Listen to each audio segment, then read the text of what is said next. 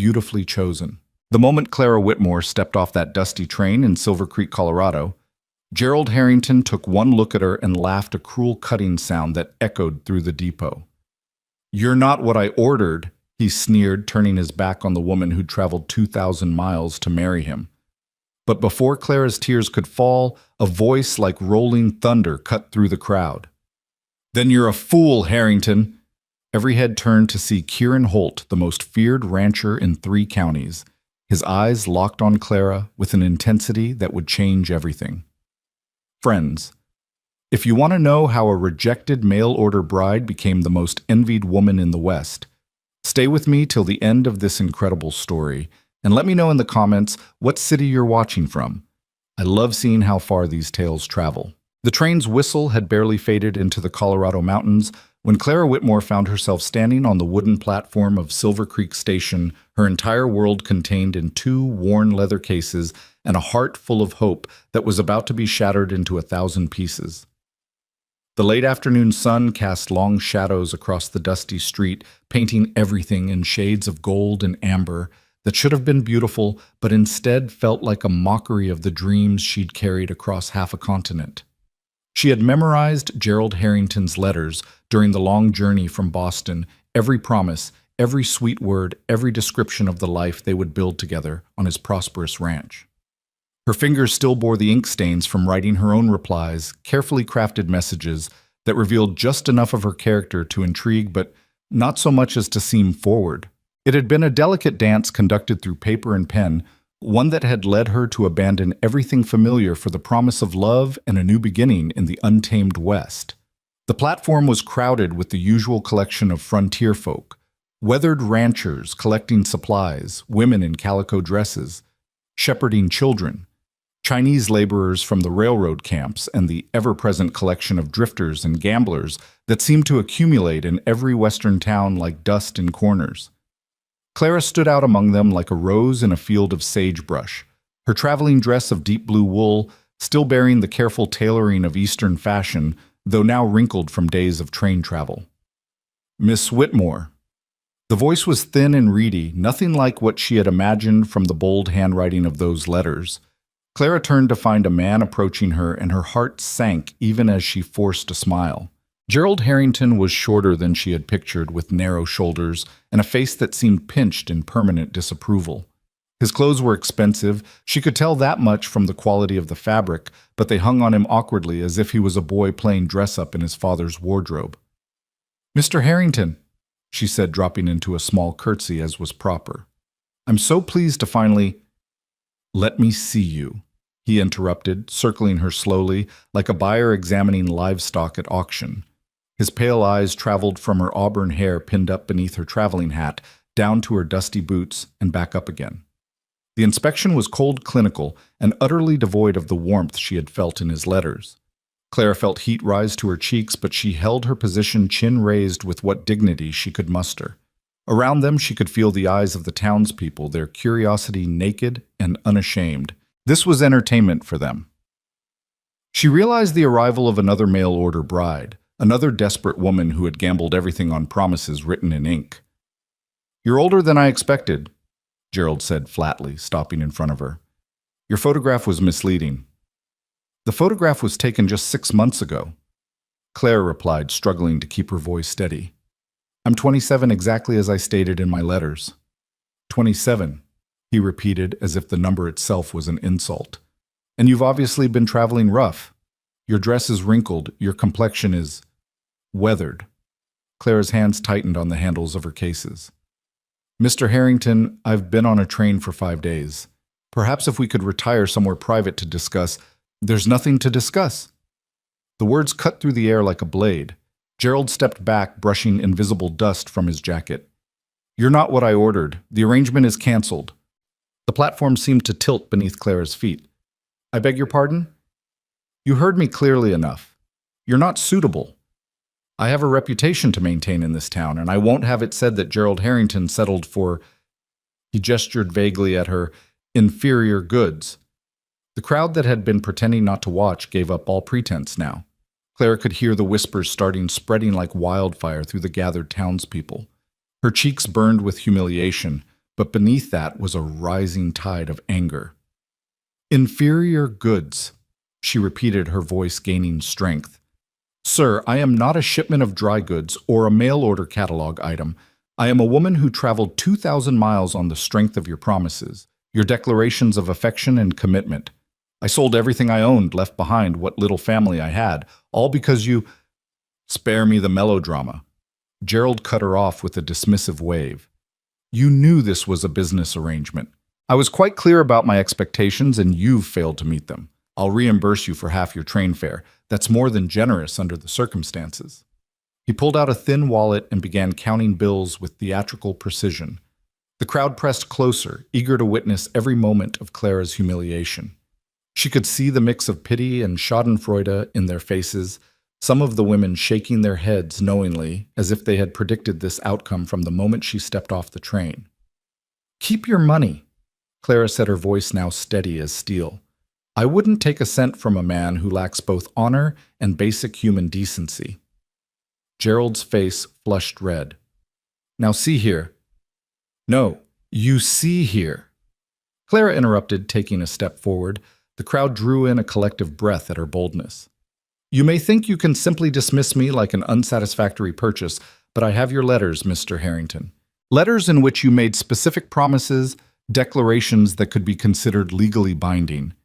"You wouldn't dare," Gerald sputtered, but there was fear in his eyes now. "Wouldn't I? A woman with nothing left to lose can dare quite a lot, sir." The standoff might have continued indefinitely, but it was broken by the sound of slow, deliberate footsteps on the wooden platform. The crowd parted like the Red Sea, and through the gap walked a man who seemed to command the very air around him.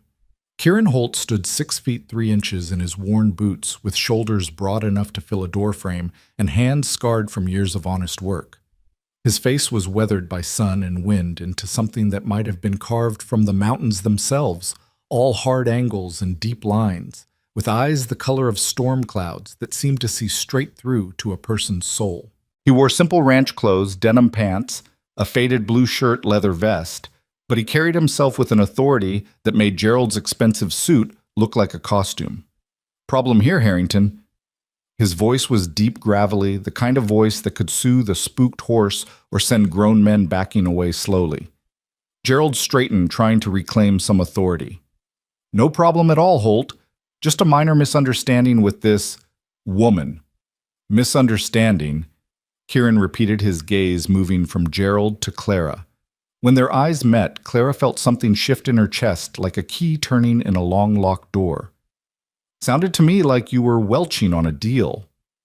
"It's none of your business, Holt," Gerald snapped, but his voice had gone up an octave. "Maybe not." Kieran agreed, moving closer. Each step was measured, purposeful. "But I've got a particular dislike for men who don't keep their word. Bad for business, bad for the whole town, really. Makes us all look like we can't be trusted." He stopped directly in front of Clara, and she had to tilt her head back to meet his eyes. Up close, she could see the fine lines around them, the evidence of a man who had squinted into too many sunrises, faced down too many storms. "Ma'am," he said, touching the brim of his hat. "Kieran Holt. I own the Double K Ranch about 5 miles north of town." "Clara Whitmore?" She managed her voice barely a whisper. He nodded, then turned back to Gerald. "So, Harrington, you brought this lady all the way from Boston. Was it on promises you're now breaking? Because what? She doesn't look exactly like a photograph." "She misrepresented herself," Gerald protested weakly. Kieran's laugh was short and harsh. "Every photograph ever taken is a misrepresentation, you fool. What did you expect, that she'd step off the train looking like she'd just walked out of a parlor instead of traveling 5 days across the country?" The crowd murmured agreement. Several of the women were nodding, remembering their own arduous journeys west. "Furthermore," Kieran continued, his voice rising so everyone could hear, "I'd say Miss Whitmore here has shown considerable courage and faith, trusting a man she'd never met, leaving everything behind. That takes a kind of strength you wouldn't understand, Harrington, seeing as the furthest you've ever traveled from your daddy's money is the distance between your ranch and the bank." Gerald's face had gone from red to purple. "How dare you?" "I dare because someone needs to," Kieran shot back. You've embarrassed this lady, publicly broken your word, and shown yourself to be without honor. In my book, that makes you lower than a snake's belly in a wagon rut. The insult hung in the air like gun smoke. For a moment, Clara thought Gerald might actually try to strike Kieran, despite the obvious foolishness of such an action. But then Gerald's shoulders sagged, and he turned on his heel. Fine, he spat. She's your problem now, Holt. Don't come crying to me when you realize what damaged goods you're defending. He stormed off toward Main Street, his expensive boots clicking against the boards in rapid retreat. The crowd began to disperse, the show apparently over, though Clara could still feel their curious glances. She stood there suddenly aware that she was now completely alone in a strange town with no money, no prospects, and nowhere to go. The anger that had sustained her during the confrontation drained away, leaving her feeling hollow and frightened. Miss Whitmore. Kieran's voice drew her attention back. He was studying her with those storm cloud eyes, and she couldn't read his expression. Do you have a place to stay? Clara swallowed hard, pride warring with practicality. No, I assumed that as Mr. Harrington had said. He had a room prepared at his ranch, Kieran finished, which obviously isn't an option now. I'll figure something out, Clara said quickly, though she had no idea what that something might be. She had enough money for perhaps 2 nights at a boarding house, assuming Silver Creek even had one, and then nothing. The boarding house is full up, Kieran said as if reading her thoughts. There's a cattle drive coming through, and every room in town has been spoken for. He paused, seemed to be weighing something in his mind. I have a proposition for you. Clara stiffened. Mr. Holt, if you think that just because I'm in a desperate situation— Nothing like that, he interrupted, and she thought she saw a flash of amusement in his eyes. I need a housekeeper. My ranch house hasn't seen a woman's touch since my mother died 3 years ago. I can offer you room board and wages, $3 a week, which is standard for these parts. A housekeeper, Clara repeated slowly. That's all, Kieran assured her. You'd have your own room locked from the inside if you prefer. My ranch hands eat in the bunkhouse, so you'd only be cooking for me most days. Sundays off, and I'll drive you to town whenever you need supplies. It was a lifeline, and they both knew it. But Clara had learned the hard way that lifelines often came with strings attached. Why? She asked bluntly. Why would you offer this to a complete stranger? Kieran was quiet for a moment, his gaze moving to the mountains visible beyond the town. Maybe because I know what it's like to have the rug pulled out from under you, he said finally. Maybe because I don't like seeing good people get trampled by those who think money makes them better than everyone else. Or maybe— He looked back at her, and this time she was certain she saw warmth in those gray eyes. Maybe because anyone who can stand up to Gerald Harrington the way you just did is someone worth having around. Despite everything, Clara felt her lips twitch toward a smile. You don't even know if I can cook. Can you— Yes. Can you clean? Of course. Can you handle living 5 miles from town with only a grumpy rancher and a bunch of cowboys for company? Mr. Holt, Clara said, drawing herself up to her full height, which still only brought her to his shoulder. I just survived 5 days on a train with a broken heating system, eating nothing but stale sandwiches and lukewarm coffee. I think I can manage. This time Kieran did smile, just a slight upturn of his lips, but it transformed his face completely. Then we have a deal. Clara looked around the platform at the town that was supposed to have been her new home at the mountains that surrounded them like fortress walls. She had come west for a new life, for adventure and possibility. Perhaps this wasn't the adventure she had planned, but it was what was being offered. 3 months, she said. I'll give you 3 months as your housekeeper. That should be enough time for me to save some money and figure out my next move. Fair enough, Kieran agreed. He picked up her cases as if they weighed nothing. My wagon's just over here. As Clara followed him off the platform, she caught sight of several townspeople still watching. One woman, elderly with sharp eyes, called out, You be careful, girl. Kieran Holt's a hard man. Kieran paused but didn't turn around. Hard but fair, Mrs. Morrison. Unlike some. The old woman cackled. That's true enough. You take care of her, Holt, or you'll answer to me. Yes, ma'am, Kieran replied with surprising deference. The wagon was practical rather than fancy, sturdy wood, weathered to silver gray, pulled by two enormous draft horses that nickered softly when Kieran approached. He loaded Clara's cases carefully, then offered her his hand to help her up to the bench seat. His hand was calloused and warm, and Clara felt an unexpected jolt when their skin touched. She settled herself on the bench, arranging her skirts, trying to ignore the way her heart was racing. Kieran swung up beside her with easy grace and took the reins. "It's about an hour to the ranch," he said. "The road's rough in places." "I'm not fragile, Mr. Holt." "No," he agreed, clicking to the horses. "I don't believe you are." As they drove through Silver Creek's main street, Clara caught glimpses of what might have been her life. The millinery shop, where she might have ordered hats. The general store, where she would have bought supplies. The church where she would have been married. People stopped to stare as they passed, and she knew by tomorrow the entire town would be talking about how the rejected mail-order bride had gone home with Kieran Holt. "Does it bother you, Tom?" Kieran asked suddenly. "The gossip there'll be—" Clara considered this. 6 months ago, it would have mortified me, but I've learned that reputation is a luxury for those who can afford it. I need work and shelter more than I need the good opinion of strangers. Practical, Kieran observed. Desperate, Clara corrected, then wondered why she was being so honest with this man. They left the town behind, following a road that was really just two ruts worn into the prairie grass. The landscape opened up around them, endless sky-rolling grasslands that seemed to go on forever, and always the mountains in the distance, blue and hazy, like a dream. "It's beautiful," Clara said softly. "Different from Boston, I imagine." "Like another world entirely." She paused. "I suppose you think I'm foolish coming all this way for a man I'd never met." Kieran was quiet for so long she thought he wouldn't answer. Then, "My mother was a mail-order bride." Clara turned to look at him, surprised. "From Ireland." He continued, his eyes on the road ahead. "My father placed an advertisement," she answered it. "They wrote for 6 months before she made the journey. Didn't meet until she stepped off the train in Denver."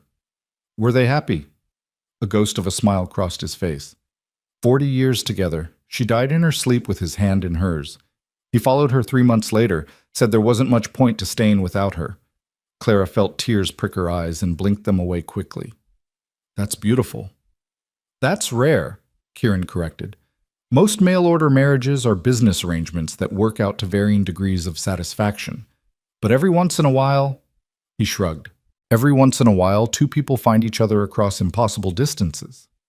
They rode in comfortable silence for a while, the only sounds, the creak of the wagon wheels and the steady clop of the horses' hooves. Clara found herself studying Kieran from the corner of her eye, the strong profile, the way his hands held the reins with casual competence, the slight squint against the afternoon sun. "Can I ask you something?" she said. "Ask?" "Why aren't you married? A successful rancher established in the community, I'd think you'd have your pick of wives." His jaw tightened almost imperceptibly. "Had a fiancé once, 5 years ago." Clara waited, but he didn't elaborate. "What happened?" "She decided a banker from Denver was a better prospect than a rancher from Silver Creek." His tone was matter-of-fact, but Clara heard the old hurt beneath it. "Taught me a valuable lesson about trust. Which is, don't." The single word hung between them like a wall. Clara understood now he'd offered her a job, nothing more. Whatever kindness he'd shown her came from principle, not interest. She was surprised by how disappointed that made her feel. The Double K Ranch. When it finally came into view, took Clara's breath away. The main house was 2 stories of solid log construction with a wide porch that wrapped around 3 sides. Behind it, she could see a massive barn, several outbuildings, and what looked like a bunkhouse for the ranch hands. Cattle dotted the landscape as far as she could see, and horses grazed in a nearby pasture. "It's impressive," she said. "It's work," Kieran replied, but she could hear the pride in his voice. Constant, never-ending work. As they pulled up to the house, several men emerged from the barn. Cowboys, Clara realized, studying them with interest. They were exactly as she'd imagined, weather-beaten faces, worn leather chaps, guns at their hips. They watched her with undisguised curiosity. "Boys," Kieran called out, "this is Miss Whitmore. She'll be keeping house for us. Any man who treats her with anything less than complete respect will be looking for new employment. Clear. A chorus of "Yes, boss" rang out. An older man, grizzled and bow-legged, approached the wagon. "Ma'am," he said, touching his hat. "Tom Rodriguez, foreman. Pleasure to meet you." "Mr. Rodriguez," Clara replied formally, which seemed to please him. Kieran helped her down from the wagon, and again she felt that unexpected spark when their hands touched. She followed him into the house, trying not to let her nervousness show. The interior was exactly what she'd expected from a house that hadn't seen a woman's touch in 3 years. Everything was functional and sturdy, heavy, wooden furniture, stone fireplace, thick rugs. But there were no curtains on the windows, no pictures on the walls, no flowers or decorative touches of any kind. Dust motes danced in the afternoon sunlight, and she could write her name on most surfaces. "Kitchen's through here," Kieran said, leading her through a doorway. The kitchen was large and well-equipped, though it too showed signs of neglect. "Pantry's fully stocked. There's a root cellar out back for vegetables and preserves." He showed her through the rest of the downstairs, a dining room that looked rarely used, a study filled with ledgers and papers, a small parlor with furniture covered in dust sheets. Then up the narrow stairs to the bedrooms. "This will be yours," he said, opening a door at the end of the hall. The room was simple but clean, with a brass bed, a washstand, a wardrobe, and a small desk by the window. "My room's at the other end. The two in between are empty." Clara moved to the window and gasped. The view looked out over endless prairie toward the mountains now painted gold and purple by the setting sun. "It's perfect," she said softly. When she turned around, Kieran was watching her with an unreadable expression. "I'll leave you to get settled. Supper's usually at 6, the hands eat in the bunkhouse like I said. Tonight you don't need to worry about cooking. Tom's wife Maria sent over a pot of stew. Tomorrow you can start fresh." He paused at the door. "Miss Whitmore." "Clara. What happened today with Harrington, that wasn't your fault. Don't let anyone tell you different." Before she could respond, he was gone, his boots echoing down the stairs. Clara sank onto the bed, suddenly exhausted. This morning she'd expected to be planning her wedding to Gerald Harrington. Instead, she was sitting in a stranger's house, employed as a housekeeper with no idea what her future held. She opened one of her cases and pulled out the packet of letters from Gerald, tied with a ribbon she now realized was far too romantic for what had been essentially a business transaction. She considered burning them, then decided against it. They were evidence of her foolishness, perhaps, but also of her courage.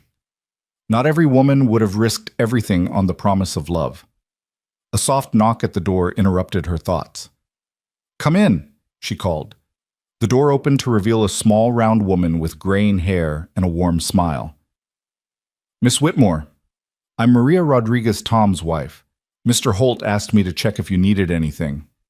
"That's very kind, but I'm fine, thank you." Maria entered anyway, carrying a tray with a bowl of stew and fresh bread. "You need to eat, she said firmly, "and we need to talk." Clara accepted the tray gratefully, realizing she hadn't eaten since breakfast on the train. The stew was delicious, rich with beef and vegetables, and the bread was still warm. "I live in town," Maria explained, settling herself in the desk chair. "But I come out twice a week to do laundry for the ranch hands. I've been trying to convince Mr. Holt to hire a housekeeper for 2 years now." "Why wouldn't he?" Clara asked between bites. Maria's expression grew sad. That business with his fiancée hurt him deep. Rebecca was her name, pretty thing daughter of a local merchant. Everyone thought they were perfect for each other. Then this banker came through town, turned her head with promises of city life and fancy clothes. She broke the engagement 2 weeks before the wedding. How awful. It was, but what made it worse was that she'd been carrying on with the banker for months before she ended things with Mr. Holt. The whole town knew before he did. Maria shook her head. "He's been closed off ever since. Buries himself in work, rarely goes to town except for supplies. This ranch is his whole world now." Clara set down her spoon, appetite fading. "Then why did he hire me?" Maria studied her shrewdly. "I was watching from the general store window when Harrington dismissed you. Saw the whole thing, and I saw Mr. Holt's face when he looked at you. He was just being kind." "Kieran Holt doesn't do just kind," Maria interrupted. "He's fair, he's honorable, but he doesn't go out of his way for strangers. There was something about you that caught his attention. Clara felt heat rise to her cheeks. You're imagining things. Maybe, Maria agreed, standing, but I've known that man since he was a boy, and today's the first time in 5 years I've seen him really look at a woman. She moved to the door, then paused. A word of advice, dear. Kieran Holt is like a wounded bear, dangerous if cornered, but capable of great gentleness if you're patient. Don't push him. Let him come to you in his own time. After Maria left, Clara finished her supper and unpacked her few belongings. She hung her dresses in the wardrobe, arranged her books on the desk, and placed her mother's silver brush set on the washstand. Such small things to represent a life, but they made the room feel a little more like hers. As darkness fell, she could hear the sounds of the ranch settling for the night, horses nickering in the barn, the low voices of cowboys in the bunkhouse, the distant lowing of cattle. It was so different from the constant noise of Boston, the clatter of carriages and voices that never ceased. She changed into her nightgown and wrapper, then ventured downstairs to explore the kitchen more thoroughly. If she was going to cook for Kieran Mr. Holt, she corrected herself, she needed to know what she had to work with.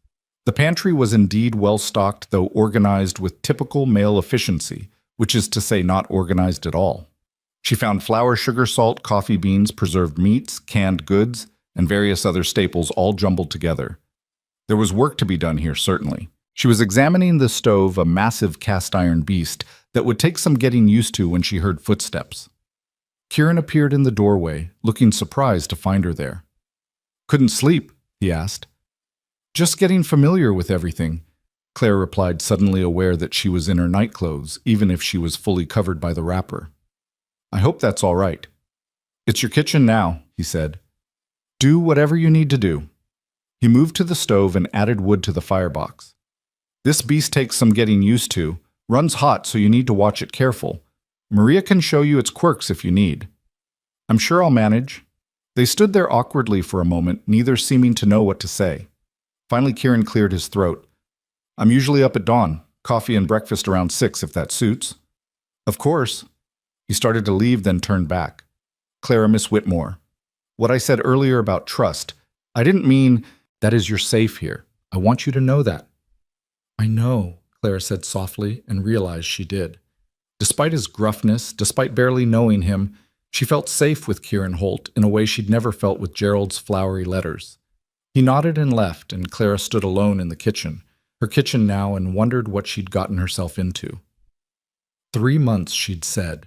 3 months to figure out her next move, to save some money, to decide what kind of life she wanted to build in this wild, beautiful place. She thought about Gerald Harrington probably sitting in his fancy ranch house right now, congratulating himself on avoiding a mistake. He'd called her inferior goods, damaged. The memory still stung, but underneath the hurt was something else, relief. What kind of life would she have had with a man who could dismiss her so easily, who saw her as a purchase to be evaluated rather than a person to be known? And then she thought about Kieran Holt defending her to the entire town, offering her work and shelter without expecting anything in return. He was hard, yes, and closed off.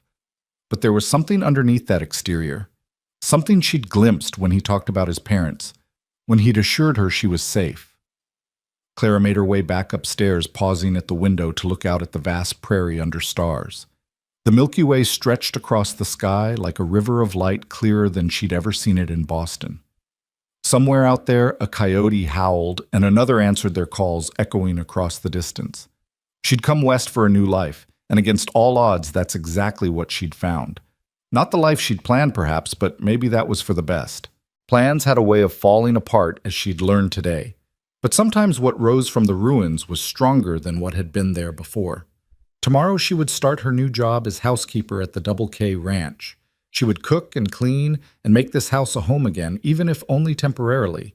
She would prove to Kieran Holt, to the town, and most importantly to herself, that she was nobody's inferior goods.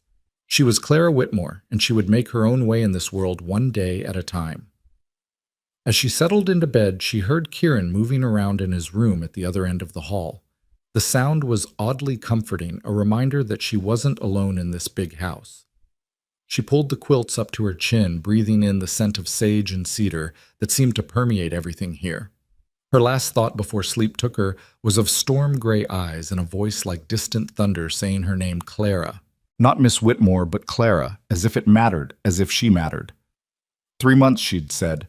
But lying there in the darkness, listening to the vast silence of the prairie night, Clara wondered if 3 months would be nearly enough. The rooster's crow pierced through Clara's dreams, pulling her from sleep, just as the first pale light of dawn crept across the prairie. For a moment she lay disoriented, the brass bed frame unfamiliar beneath her hands, until the events of yesterday came rushing back. She was at the Double K Ranch employed as a housekeeper, and Kieran Holt would be expecting coffee and breakfast in less than an hour. She dressed quickly in her simplest work dress, a brown calico that had seen better days but would serve well enough for housework, and pinned her auburn hair into a practical bun. The house was silent as she made her way downstairs, her footsteps careful on the creaking boards. The kitchen was cold, the stove having died to embers during the night, and she set about reviving it with the expertise born of years tending her own small apartment in Boston.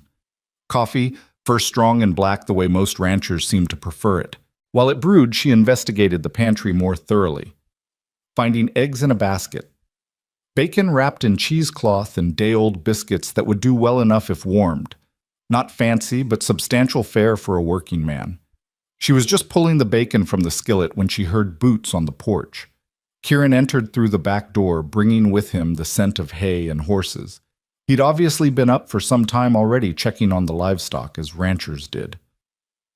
"Morning," he said, his voice still rough with early morning gravel. His hair was damp, suggesting he'd washed at the pump outside, and there was a small cut on his jaw from shaving. "Good morning, Mr. Holt. Coffee's ready, and breakfast will be just a moment." He poured himself a cup and leaned against the counter watching her work. Clara tried not to feel self-conscious under his scrutiny, focusing on plating the eggs just right, arranging the bacon neatly. "You don't have to fuss," he said. "I'm used to Tom throwing something on a plate and calling it good." "Well, you're not eating Tom's cooking anymore," Clara replied, setting the plate before him at the kitchen table. "You're paying for a housekeeper, you might as well get proper meals out of it." Something that might have been amusement flickered in his eyes. "Yes, ma'am." He ate in silence while Clara cleaned up, but she could feel him watching her, not in an uncomfortable way, but as if he was trying to figure something out. "I'll be working the south pasture today, he said finally, pushing back from the table. "Won't be back until supper. There's salt pork and beans in the pantry if you need something for your own lunch." "Actually," Clara said, turning from the sink, "I was thinking I might clean out the pantry today, organize things properly, and that parlor needs a thorough going over. Would that be acceptable?" "This is your domain now, Miss Whitmore. Do whatever you think needs doing." After he left, Clara threw herself into the work with a vengeance. She started with the kitchen, scrubbing every surface until it gleamed, organizing the pantry with logical precision, taking inventory of what was available and making lists of what was needed. She found mouse droppings in one corner and made a mental note to ask about getting a cat. The parlor was a bigger challenge. Dust lay thick on every surface, and the furniture under the sheets was good quality, but desperately in need of polish. She opened all the windows, despite the cool morning air, letting the prairie wind blow through and chase away the musty smell of disuse. It was while cleaning the mantelpiece that she found the photograph hidden behind a carved wooden horse. A younger Kieran stood beside a pretty blonde woman in a white dress. They were both smiling, his arm around her waist, her hand on his chest displaying an engagement ring. Rebecca. This must be the woman who'd broken his heart and his trust in one fell swoop. Clara studied the photograph, noting how different Kieran looked. Not just younger, but softer, somehow, more open. The man in this picture hadn't yet learned to guard himself against the world. That should have been thrown out long ago. Clara jumped, nearly dropping the photograph. Kieran stood in the doorway, his expression unreadable. "I'm sorry, I didn't mean to pry." "You're cleaning. You're bound to find things." He crossed the room and took the photograph from her hands, staring at it for a moment before tossing it into the fireplace. "Some things are better left in the past." "Mr. Holt, I thought I'd be gone all day, but one of the horses threw a shoe. Tom's dealing with it." He looked around the parlor, seeming to notice the transformation for the first time. "You've been busy." "It's good to keep busy," Clara said, then wondered why she felt the need to explain herself. He moved to one of the windows she'd opened, looking out at the prairie. "My mother loved this room. Used to sit here in the evenings doing her needlework while my father read the newspapers out loud. A pause. Haven't spent much time in here since she died. It's a lovely room, good light, comfortable furniture. It seems a shame not to use it. Maybe, he said noncommittally, then seemed to shake himself from his reverie. I'll be in my study if you need anything. Clara returned to her cleaning, but her mind kept wandering to that photograph, to the way Kieran had looked at it before destroying it.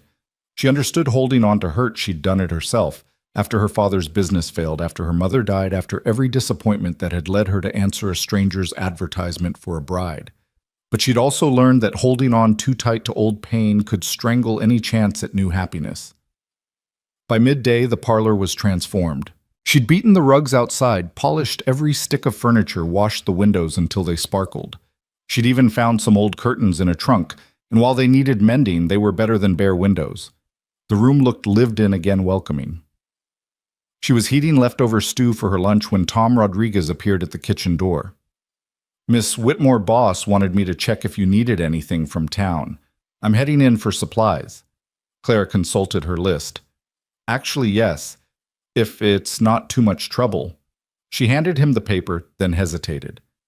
Mr. Rodriguez, is there any chance of getting a cat? I found evidence of mice in the pantry. Tom grinned. The widow Patterson's cat just had kittens. I'm sure she'd be happy to part with one or two. Ranch could use some Mausers. 2 would be better, Clara agreed. They keep each other company. You're already thinking like a ranch woman, Tom observed. Boss seems easier today, too. Haven't seen him come back to the house midday in years. After Tom left, Clara tackled the dining room, discovering a beautiful oak table under years of dust and neglect. She was polishing it when she heard raised voices from outside. Moving to the window, she saw Kieran facing off with 3 men she didn't recognize. They were better dressed than cowboys, their clothes marking them as townsmen. You can tell Harrington my answer hasn't changed, Kieran was saying, his voice carrying clearly through the open window. I'm not selling that water access, not for any price. Mr. Harrington is prepared to be very generous, one of the men said. More than generous, considering... Considering what? Kieran's voice had gone dangerously quiet. Considering you've taken in his discarded bride. People are talking Holt, saying you only hired her to spite him. Clara's hands clenched in the curtains. So it had started already, the gossip and speculation. People can say whatever they damn well please, Kieran replied. Miss Whitmore is my housekeeper, nothing more or less. And that has exactly nothing to do with Harrington's water problems. He could make things difficult for you, another man warned. He's got influence and town connections in Denver. And I've got the only reliable water source for 20 miles in any direction. He can make all the threats he wants, but come drought season, his fancy connections won't keep his cattle alive. The men exchanged glances, clearly recognizing the truth in this. They left shortly after, but Clara could see the tension in Kieran's shoulders as he watched them go. She returned to her polishing, pretending she hadn't witnessed the exchange, when Kieran came back inside. But he stopped in the dining room doorway, taking in her work. You heard all that, he said. It wasn't a question. Yes. Harrington's been after my water rights for 2 years. The creek that runs through my property is spring-fed. Never runs dry, even in the worst drought. His land has seasonal streams that disappear come July. And now he's using me as a leverage. Trying to. Kieran moved into the room, running his hand along the newly polished table. He's a petty man who can't stand being crossed. Your rejection of his money this morning probably stung worse than anything else. I couldn't take it, not after what he said. No, you couldn't, Kieran agreed. You've got too much pride for that. Same reason you're working yourself to exhaustion today, trying to prove you're worth your wages. Clara flushed. I'm simply doing my job. You've done more in one morning than this house has seen in 3 years. You don't have to prove anything to me, Clara. It was the first time he'd used her given name since yesterday, and something about the way he said it made her stomach flutter unexpectedly. Before she could respond, Tom returned from town with a wagon full of supplies and a basket that mewed plaintively. 2 orange kittens tumbled out when Clara opened it, immediately beginning to explore their new domain. Widow Patterson says they're already weaned and showing good hunting instincts, Tom reported. Also, she sent this. He handed Clara a covered dish. Said she heard you were working here now and wanted to welcome you proper. That's very kind of her. Folks in town are divided, Tom said carefully, glancing at Kieran. Some think you were treated shamefully by Harrington. Others think, well, it doesn't matter what others think. It matters if it makes things difficult for Miss Whitmore, Kieran said.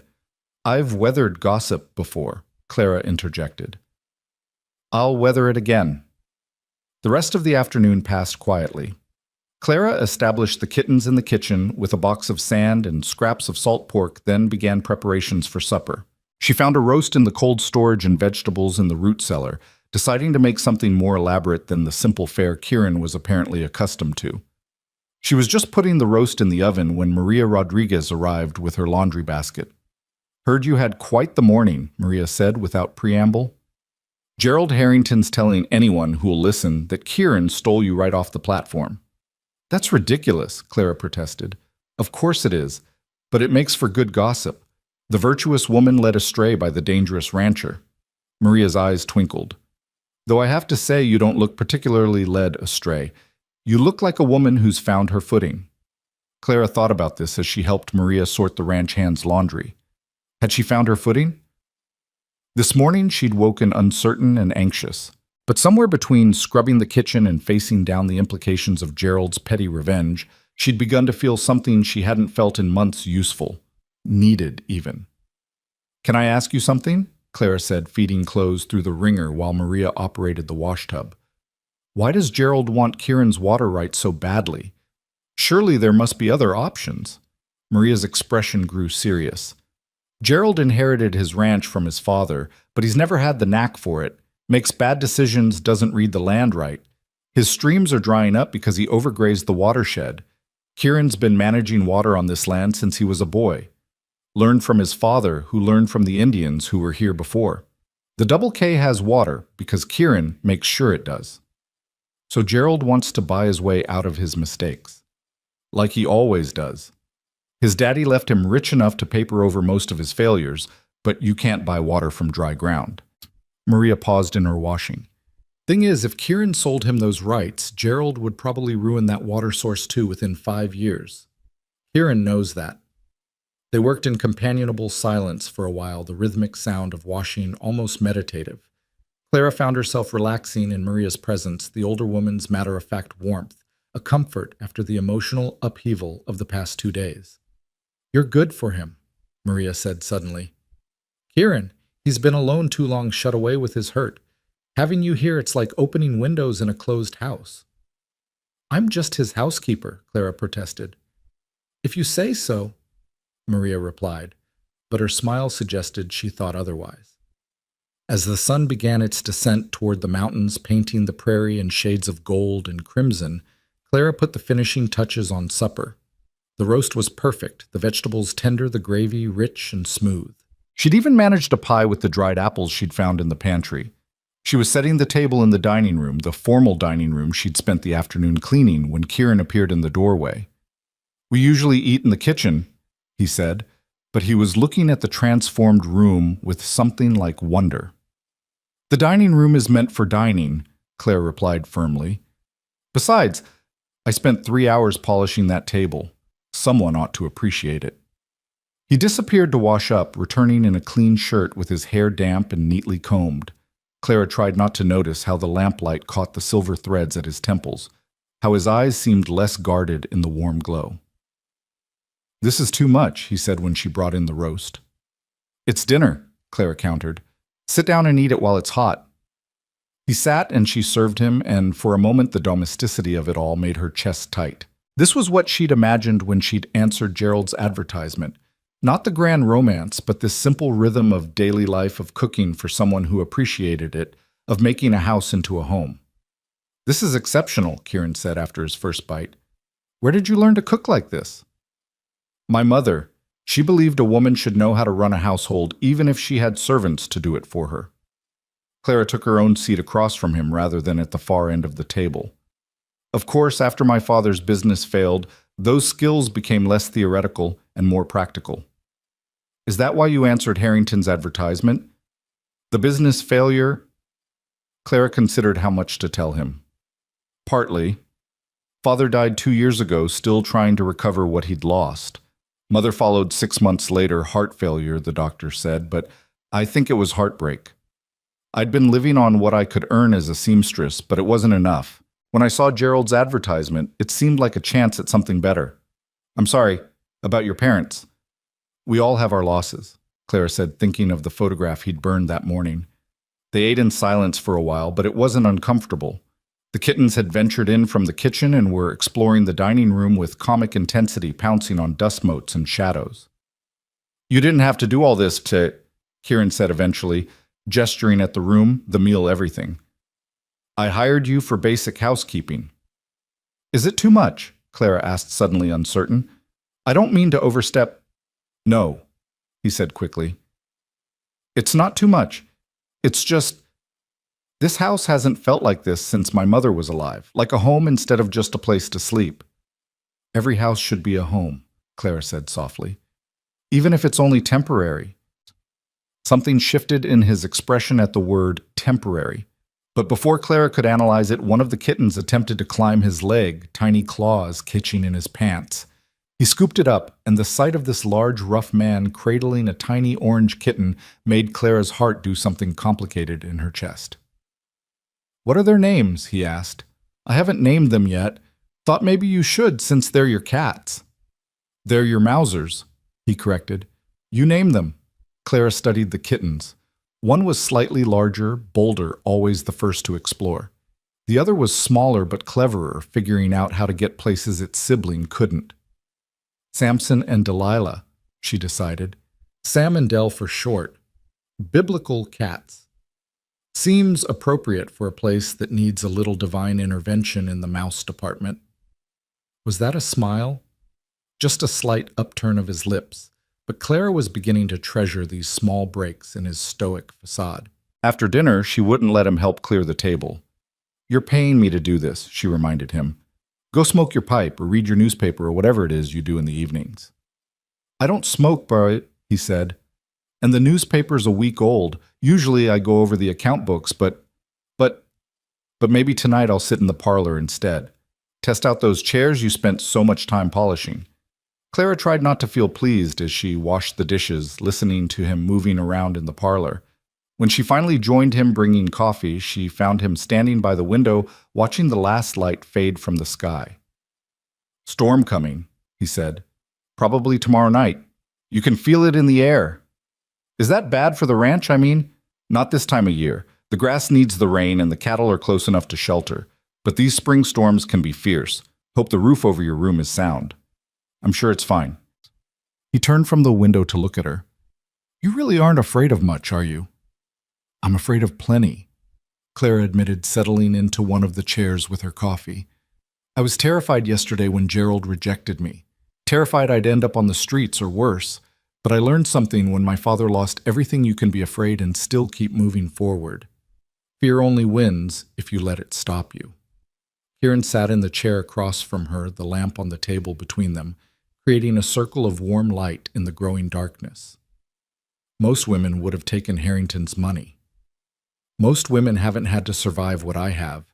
Pride might be a luxury, Mr. Holt, but sometimes it's the only thing nobody can take from you.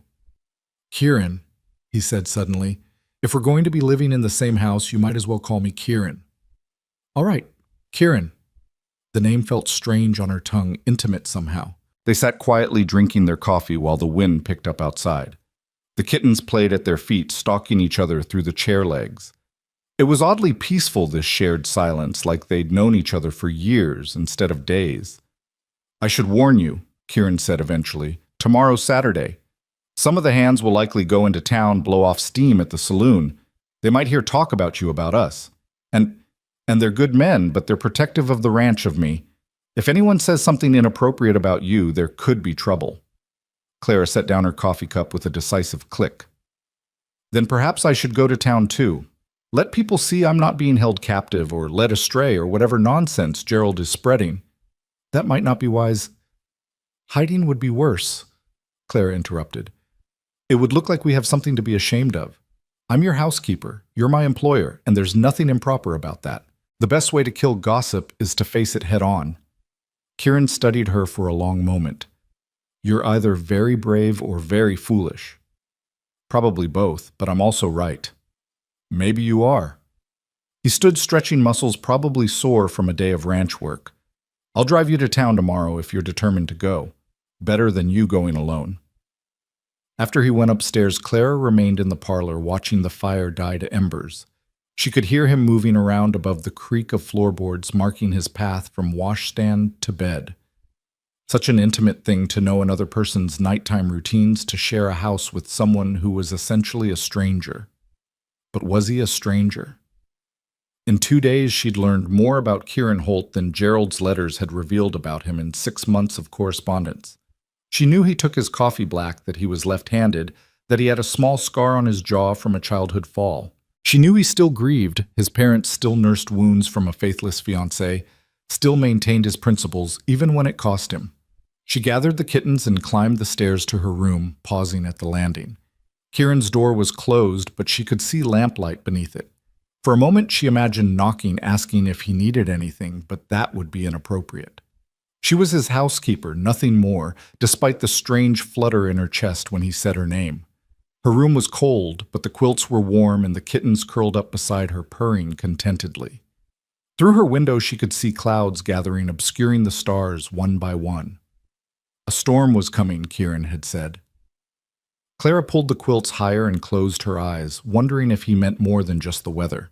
She'd been at the Double K Ranch for exactly 1 day, and already her carefully planned 3 months felt both too long and not nearly long enough. She'd come west looking for a husband and found instead a job. But maybe, just maybe, she'd found something else too, a place where her pride wasn't a liability, where her strength was appreciated rather than resented, where a wounded man might learn to trust again if given time and patience. The wind rattled her windows, and somewhere in the darkness a coyote howled. But Clara wasn't afraid. She'd faced worse storms than whatever was coming, and for the first time in longer than she could remember, she wasn't facing it alone. Saturday morning dawned gray and heavy, the promised storm building on the horizon like an army massing for battle. Clara woke to find Sam and Dell pressed against her, their small bodies vibrating with purrs as thunder rumbled distantly across the prairie. She dressed carefully for her trip to town, choosing her second-best dress, a deep green wool that brought out the color in her eyes and suggested respectability without ostentation. If she was going to face down the gossips of Silver Creek, she would do it properly armored. Kieran was already in the kitchen when she came down, staring moodily into his coffee cup. He looked up at her entrance, and something flickered in his eyes as he took in her appearance. "You're determined to do this," he said. It wasn't a question. "I need supplies anyway," Clara replied, moving to the stove to start breakfast. "And I'd like to attend church tomorrow. Hiding away would only fuel more speculation." "Church," Kieran repeated, as if the word was foreign to him. "Yes, church. The place where people gather on Sundays to pray and pretend they haven't been gossiping about their neighbors all week." She cracked eggs into the skillet with perhaps more force than necessary. "Do you attend?" "Not since my mother died." Clara wasn't surprised. She'd noticed the absence of religious items in the house, unusual for a frontier home where faith was often the only comfort against the harsh realities of survival. "Well, I intend to go. Will that be a problem?" "You're free to do as you please on Sundays. I said that when I hired you." They ate breakfast in relative silence, the only sounds the scrape of forks against plates and the increasingly insistent wind rattling the windows. When they finished, Kieran went to ready the wagon while Clara made a list of supplies and pinned on her best hat, a small thing with a single feather that had somehow survived the journey from Boston intact. The ride to town was tense, though Clara couldn't say exactly why. Perhaps it was the approaching storm that made the air feel electric. Or perhaps it was the way Kieran kept glancing at her, as if he wanted to say something but couldn't find the words. The prairie grass bent before the wind in waves, creating patterns that looked almost like water, and Clara found herself mesmerized by the sight. "It's beautiful," she said, more to break the silence than anything else. "Most people find it monotonous, nothing but grass for miles. Those people aren't looking properly. See there, the way the light catches the seed heads, and there where the wind creates channels. It's like watching the ocean but golden instead of blue." Kieran followed her pointing finger, and she saw him really look, perhaps for the first time in years. My mother used to say the same thing, said the prairie was God's way of showing us that beauty didn't need to be complicated. She sounds like she was a wise woman. She was. She would have liked you. The comment hung between them more intimate somehow than anything else he'd said. Clara didn't know how to respond, so she didn't, and they completed the journey in a silence that was less tense and more contemplative. Silver Creek was busier than it had been on Thursday, with ranch families in town for Saturday shopping and socializing. Clara could feel the weight of stares as Kieran helped her down from the wagon, could hear the whispers starting before her feet even touched the ground. "Ignore them," Kieran said quietly, his hand at her elbow as they walked toward the general store. "I'm not ignoring anything," Clara replied, lifting her chin and meeting every stare directly. "Good morning, Mrs. Morrison," she called to the elderly woman who'd warned her about Kieran that first day. Mrs. Morrison's eyes widened at being addressed so directly, but she recovered quickly. Good morning, Miss Whitmore. Mr. Holt, doing some shopping. Yes, ma'am. The Double K's pantry needs restocking, and I have a long list. I imagine it does after 3 years of bachelor living. The old woman's eyes glinted with something that might have been approval. You'll find Mr. Henderson has gotten in a new shipment of fabrics if you're interested. Some very nice ginghams and calicos. Thank you, I'll be sure to look. As they entered the general store, Clara was aware of conversations stopping, of heads turning to track their movement. Mr. Henderson, the proprietor, seemed torn between his obvious curiosity and his desire to maintain Kieran's business. Miss Whitmore, Mr. Holt, he greeted them carefully. How can I help you today? Clara handed him her list, and while he began gathering items, she moved through the store examining goods with the careful attention of a woman who knew how to stretch a dollar. She was comparing prices on coffee when she heard a familiar, unwelcome voice. Well, well, if it isn't the new housekeeper. Gerald Harrington stood at the entrance of the store, flanked by 2 of the men who'd visited the ranch yesterday. He was dressed impeccably as always, his clothes proclaiming his wealth to anyone who cared to look. But Clara noticed something she hadn't seen before, a meanness around his mouth, a petty cruelty in his pale eyes. Mr. Harrington, she acknowledged coolly, not bothering to turn fully toward him. I hope you're finding your new position suitable, though I imagine it's quite a step down from what you expected when you arrived. Clara did turn then, meeting his gaze directly. On the contrary, Mr. Harrington, I find my current situation far superior to what was originally offered. Mr. Holt is an employer who honors his word, pays fair wages, and treats his employees with respect. I couldn't ask for better. Gerald's face flushed. How touching. Though I wonder what people will say when they learn you're living alone with him in that house miles from town. The impropriety of it. The only impropriety, Kieran's voice cut through the store like a blade, is a man who brings a woman across the country on false promises and then abandons her because she doesn't meet his shallow standards. He had appeared from behind the flour barrels, moving with the quiet grace that Clara was beginning to recognize as characteristic. Now he stood beside her, not touching, but close enough that she could feel the heat radiating from his body. I'd be careful, Holt, Gerald warned. You're not as untouchable as you think. I have friends' influence. You have your daddy's money, Kieran corrected, which you've been spending like water trying to buy what you're too incompetent to earn. How many cattle did you lose last winter? Harrington, 50-60. Because you were too proud to ask for advice and too stupid to read the weather signs. The store had gone completely silent, everyone listening with the rapt attention of an audience at a theatrical performance. Clara could see Mrs. Morrison near the fabric display, her weathered face split by a grin of unholy glee. You'll regret this, Gerald hissed. Both of you. I'll make sure, Mr. Harrington, Clara interrupted, her voice sweet as honey and twice as deadly. Are you threatening me because I should remind you that I still have your letters? All of them, including the one where you described in detail the financial arrangements you claim to have in place for our future. I wonder what the territorial authorities would make of such fraudulent representations. Gerald went pale. You wouldn't dare. I've already dared quite a lot, as you've noted. What's one more thing? She stepped forward, and though she had to crane her neck to look up at him, somehow she seemed the taller of the two. "Leave us alone, Mr. Harrington. Find another woman to deceive another ranch to ruin with your incompetence, but leave the Double K and everyone associated with it in peace." For a moment, the tableau held Gerald trembling with rage. Clara standing firm, Kieran watching with an expression that might have been admiration, the entire store holding its collective breath. Then Gerald spun on his expensive heel and stormed out, his companions scrambling to follow. The moment the door slammed behind them, the store erupted in excited chatter. Clara found herself suddenly surrounded by women all talking at once. "That was magnificent, dear. About time someone stood up to that pompous fool. My sister was nearly taken in by one of his advertisements last year. Thank the Lord she changed her mind." Clara fielded their comments as gracefully as she could, aware of Kieran watching from near the counter. When she finally extracted herself and rejoined him, he was looking at her with an expression she couldn't quite read. "You've made an enemy," he said quietly. "I've made several friends too, by the look of it. Harrington doesn't forget slights. He'll make trouble if he can." Clara shrugged. "Let him try. I've faced worse than Gerald Harrington and survived." They completed their shopping with considerably less tension, the other customers now treating Clara with something approaching warmth. Mrs. Morrison insisted on introducing her to several other women, including the minister's wife, who extracted a promise that Clara would indeed attend church tomorrow.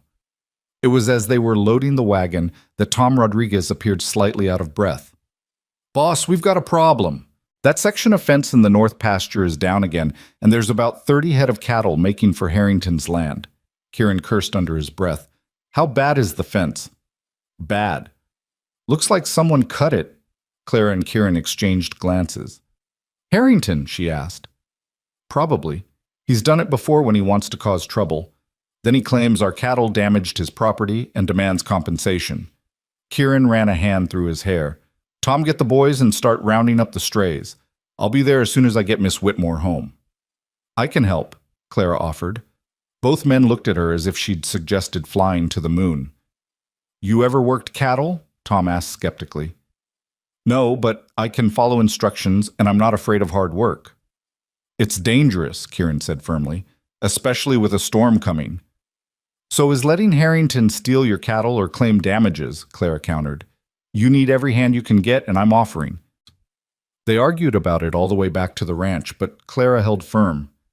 Finally, perhaps recognizing the futility of trying to change her mind, Kieran relented. "You stay with the wagon," he ordered as they reached the north pasture. "If any cattle come this way, just wave your arms and yell. Don't try to chase them on foot." Clara agreed, though she suspected she'd end up doing more than just waving her arms. Sure enough, she'd barely been there 10 minutes when a small group of cattle appeared ambling toward the damaged fence, with the single-minded determination of animals who sensed freedom. "Oh, no you don't," Clara muttered, jumping down from the wagon. She grabbed a horse blanket from the back and began waving it like a flag, moving to block their path. "Get back! Go on!" The cattle, unimpressed by her display, kept coming. The lead steer, a massive creature with horns that seemed designed for intimidation, lowered his head and snorted. Clara stood her ground. "Don't you dare," she told it firmly. "I faced down Gerald Harrington today. I'm not about to be intimidated by a cow." The steer paused, perhaps confused by this small human who refused to move. Clara took the opportunity to advance, still waving the blanket and adding what she hoped were appropriate cattle-moving sounds. To her amazement, the group began to turn, ambling back toward where she could see Kieran and the others working to repair the fence. "Well done," Tom called out as he rode up. "You've got the makings of a ranch woman, after all." Clara felt absurdly pleased by the compliment. She spent the next 2 hours helping where she could, handing tools to the men working on the fence, keeping watch for more straying cattle, and at one point holding a spooked calf while Tom removed a tangle of wire from its leg. By the time they finished, the storm was almost upon them. The sky had turned an ominous green-black, and lightning flickered along the horizon. They made it back to the ranch house just as the first fat drops of rain began to fall. "Get inside," Kieran ordered, practically pushing Clara toward the door. "This is going to be bad." He was right. Within minutes, the rain was coming down in sheets driven horizontal by the wind. Thunder crashed directly overhead, making the windows rattle in their frames. Clara busied herself making coffee and sandwiches for the men who straggled in soaked and muddy from their work. "Hell of a thing," one of the cowboys said, accepting a cup gratefully. "That fence didn't cut itself." "We know Jake," Kieran said tiredly. He'd changed into dry clothes, but his hair was still damp, curling slightly at the nape of his neck. "But proving it is another matter." "Miss Whitmore did good out there," Tom announced to the room at large. "Turned back 5 head all by herself just by scolding them like naughty children." The men laughed, and Clara felt herself blushing. "They weren't very determined escapees," she said modestly. "Don't sell yourself short," Kieran said. "You did well today, both in town and at the pasture." Their eyes met across the kitchen, and Clara felt that increasingly familiar flutter in her chest. There was something in his gaze, a warmth that hadn't been there even this morning, as if seeing her stand up to Gerald and then pitch in with the ranch work had shifted something in how he saw her. The storm raged on through the evening. The men eventually retreated to the bunkhouse, leaving Clara and Kieran alone in the kitchen. She was washing the last of the dishes when a particularly violent crack of thunder made her jump, dropping a plate that shattered on the floor. "Oh, I'm sorry, It's just a plate," Kieran said, already kneeling to collect the pieces. "Are you all right?" "Fine, just startled." She knelt too, reaching for a large shard at the same moment he did. Their hands collided, and suddenly they were very close, close enough that she could see the flecks of blue in his gray eyes, could smell the soap he used mixed with something uniquely him. "Clara," he said softly, and her name sounded different when he said it like that, low and rough and full of something she didn't quite dare to name. "Kieran," she whispered back, and for a moment she thought he might kiss her. The air between them seemed to crackle with the same electricity that filled the storm outside. Then another crash of thunder broke the spell, and they both pulled back, suddenly awkward. "The roof," Kieran said, standing abruptly. "I should check the roof. Make sure it's holding." He was gone before Clara could respond, leaving her kneeling among the broken pieces of the plate. She cleaned them up slowly, her hands shaking slightly, whether from the near kiss or the storm she couldn't say. She was in the parlor, trying to read by lamplight, while the storm continued its assault, when she heard the crash from upstairs. Racing up the stairs, she found Kieran in her room, rain pouring through a hole in the roof where a tree branch had punched through. "We need to move your things," he shouted over the storm. Together, they grabbed her belongings, throwing them hastily into her trunk and dragging it into the hallway. The rain was soaking everything, and Clara could see water starting to seep through the ceiling boards. "You can't sleep here," Kieran said, stating the obvious. "Take the room next to mine. It's dry and the roof is sound." They moved her things into the new room, which was indeed dry, and actually slightly larger than her original one. It also shared a wall with Kieran's room, a fact that Clara tried not to think about too closely. "I'll get Tom and we'll tarp the roof first thing in the morning," Kieran said. "I'm sorry about this. I should have checked." "It's not your fault a tree branch decided to attack my roof," Clara interrupted. "These things happen." He stood in the doorway of her new room, water still dripping from his hair where he'd been caught in the rain from the hole. Without thinking, Clara grabbed a towel from her washstand and reached up to dry his hair. He went very still under her touch, and Clara suddenly realized what she was doing. But before she could pull away, his hand came up to cover hers, holding the towel and her hand against his head. "Clara," he said again, that same rough whisper from the kitchen. "I should let you get into dry clothes," she said. But she didn't move, couldn't move with his hand over hers and his eyes holding her captive. "I was wrong," he said suddenly. "This morning, when I said my mother would have liked you, I was wrong." Clara felt her heart sink. "Oh, she wouldn't have just liked you. She would have loved you. She would have taken one look at the way you stood up to Harrington, the way you pitched in with the cattle, the way you've brought this house back to life, and she would have loved you." Clara's breath caught. "Kieran, I know you're only here for 3 months, he continued as if he needed to get the words out before he lost his nerve. "I know you'll probably want to move on, find something better than being a housekeeper on a ranch in the middle of nowhere. But Clara, these past 3 days, this house hasn't just come back to life. I feel like I have too." The storm chose that moment to unleash its full fury, thunder crashing so loudly that the whole house shook. They jumped apart the moment broken once again. "I should go," Kieran said roughly. "Make sure nothing else is damaged. Good night, Clara." He was gone before she could formulate a response, leaving her standing in her new room with her hand still tingling from where he'd held it. She could hear him moving in his room next door, the creak of floorboards, the scrape of a chair. Such intimate sounds now that only a wall separated them. Clara prepared for bed in a daze, her mind replaying the evening's events. The way he'd looked at her in the kitchen, the feeling of his hair under her hands, his words about his mother and about coming back to life. What did it all mean? And more importantly, what did she want it to mean? She'd come to Silver Creek expecting to marry Gerald Harrington, a man she'd thought she could build a life with based on pretty words and letters. Instead, she'd found Kieran Holt, a man who said little, but whose actions spoke volumes, a man who defended her honor, who trusted her to help with his ranch, who looked at her like she was something precious and unexpected.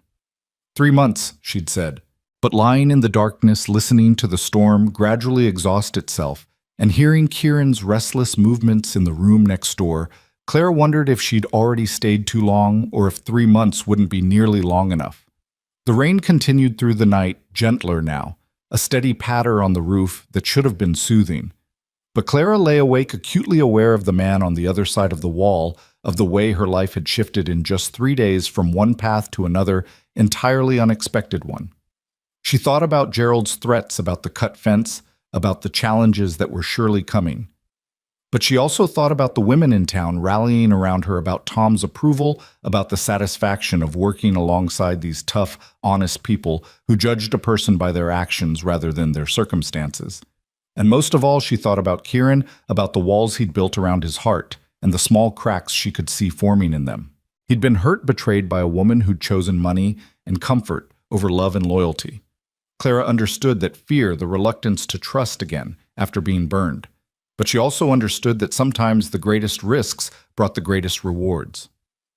Sam and Dell had found their way to her new room and curled up on the quilt, their purrs a constant soothing sound.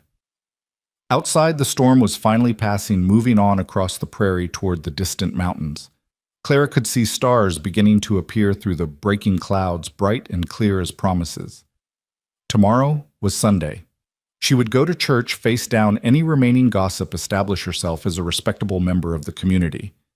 And then Monday, she would continue the work of making the Double K Ranch House a home, of proving herself worthy of the trust Kieran had placed in her. But tonight in the darkness, with the storm passing, and the man she was beginning to care for just a wall away, Clara allowed herself to imagine a different future than the one she'd planned. Not a marriage of convenience to a man who saw her as property, but something deeper, truer, built on mutual respect and growing affection. It was a dangerous dream for a woman in her position, a housekeeper with nothing to offer but herself.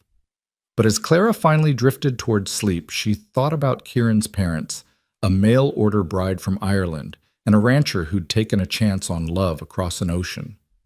Sometimes the most unlikely matches were the ones that lasted.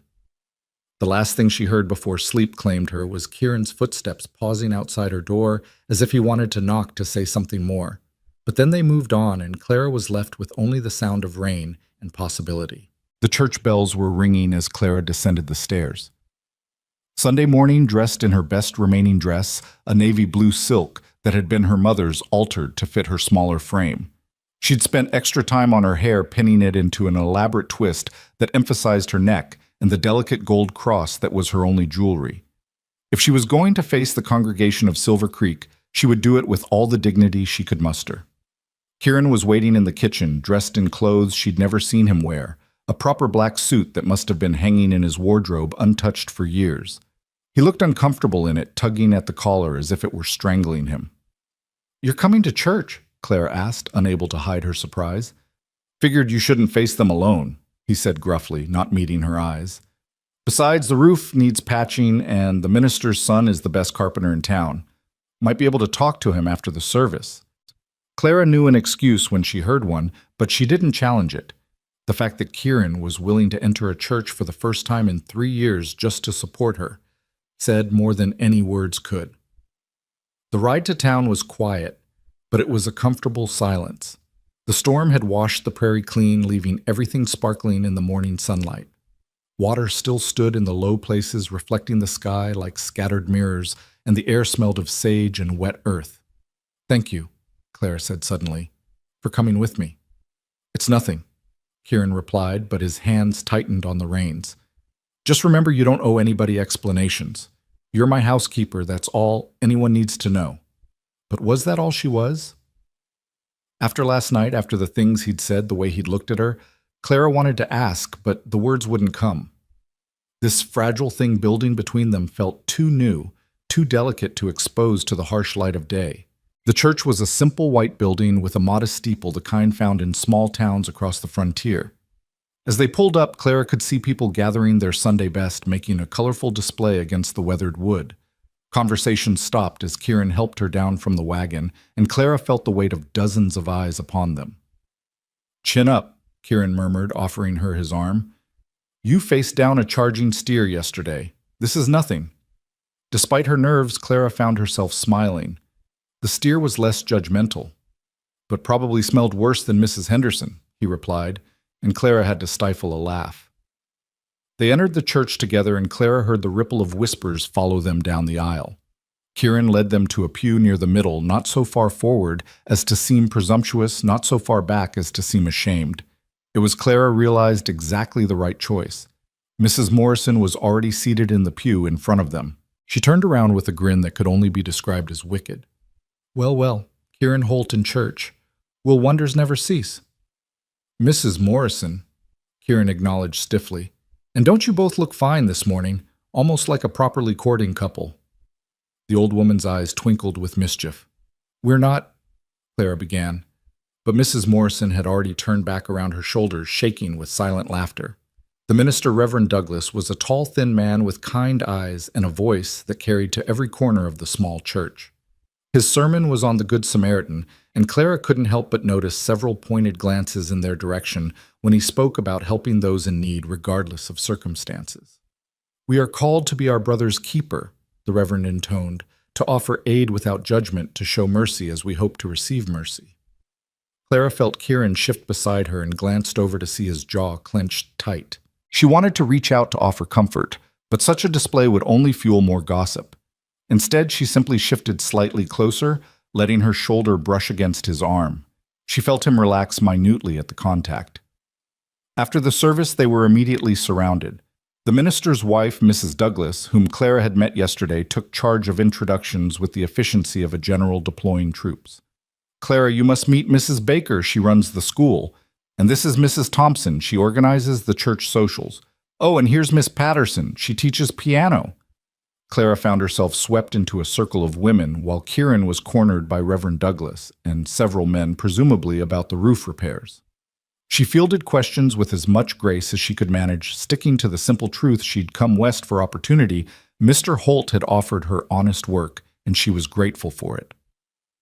"And how are you finding ranch life?" Mrs. Baker asked. "It must be quite different from Boston."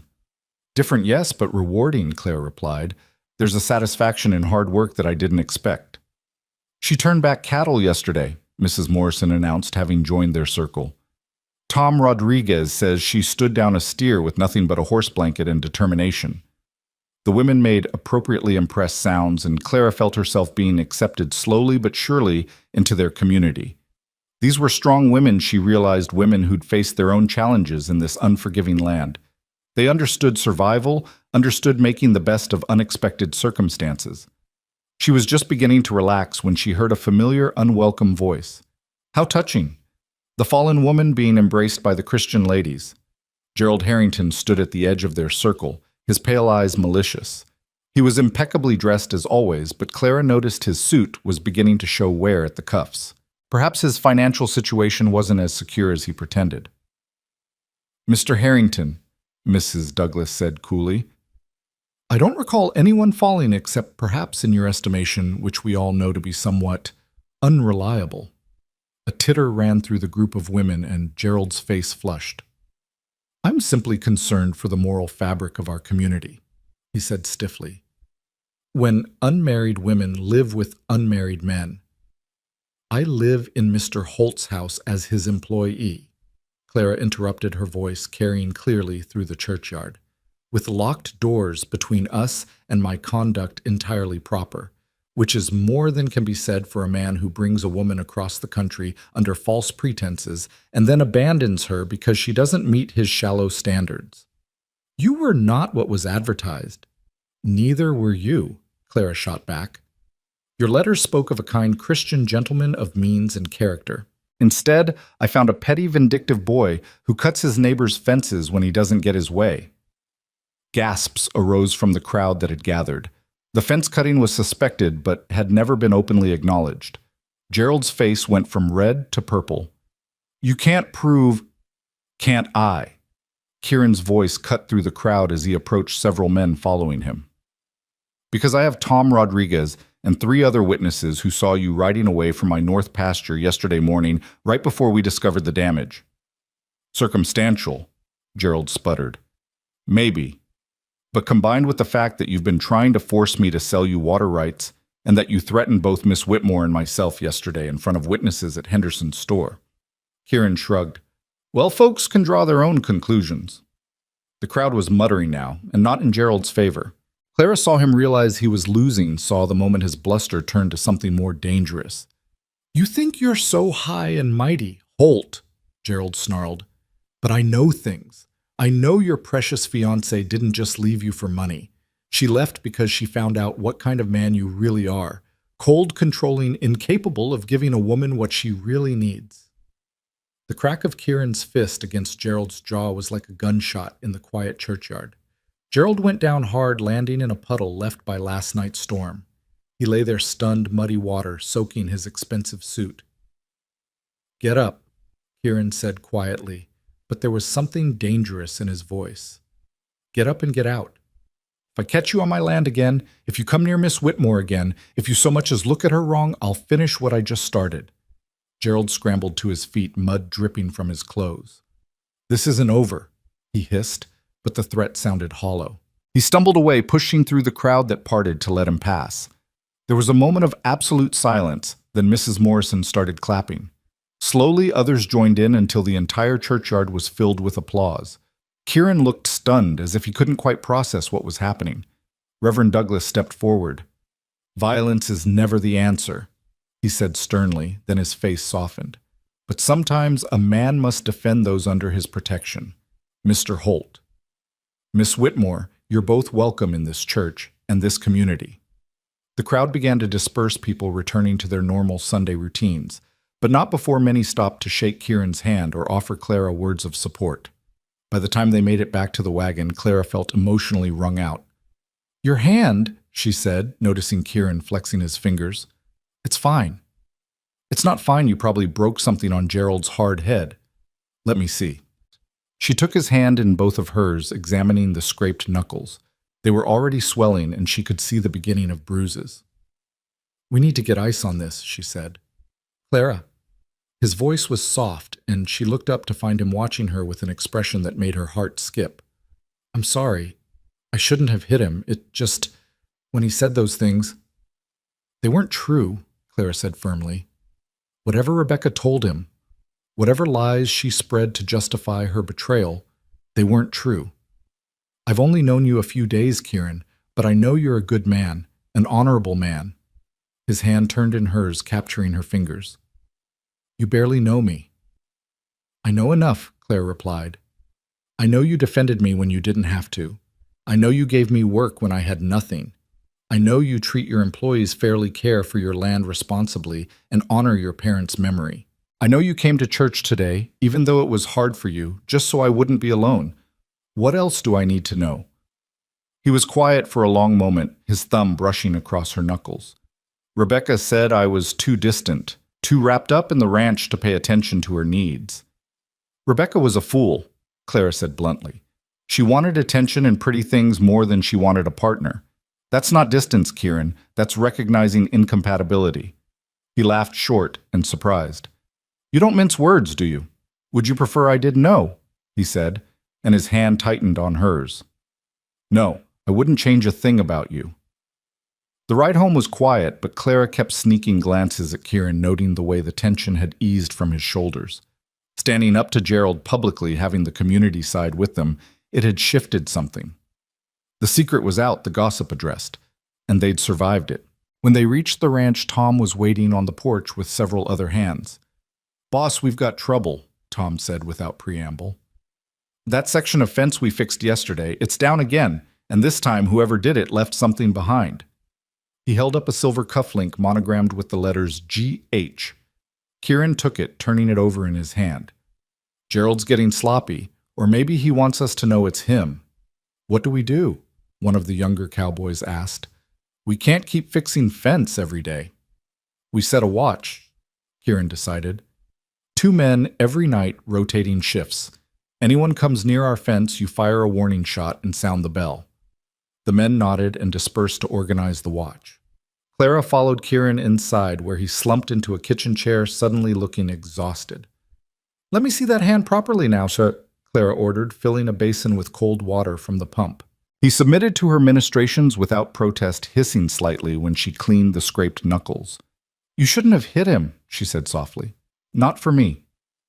"It wasn't just for you," Kieran admitted. "It was for me, too. I've wanted to hit Gerald Harrington for years, and when he brought Rebecca into it, used her to—" He shook his head. "I'm not proud of losing control, but I'm not sorry either." Clara wrapped his hand in a clean cloth, tying it off neatly. "What did she really tell him, Rebecca?" Kieran was quiet so long she thought he wouldn't answer. Then, "The truth mostly. I did prioritize the ranch. I did work long hours. When my father got sick, I spent more time with him than with her. She wanted parties and trips to Denver, and I gave her cattle drives and account books." "That's not a character flaw, Kieran. That's being responsible." Is it hiding behind work because it's easier than being vulnerable with another person? Clara considered this as she put away the medical supplies. "Maybe both," she said finally, "but the right person wouldn't ask you to choose. The right person would work alongside you. Understand that the ranch isn't just your job, but your heritage, your responsibility to your parents' memory. Like you have this week." The question hung in the air between them. Clara turned to find him watching her with those storm-gray eyes that seemed to see straight through her. "I'm just your housekeeper," she said, but the words sounded weak even to her. "Are you—" He stood moving closer. "Because housekeepers don't usually help round up cattle. They don't stand up to men like Gerald in public.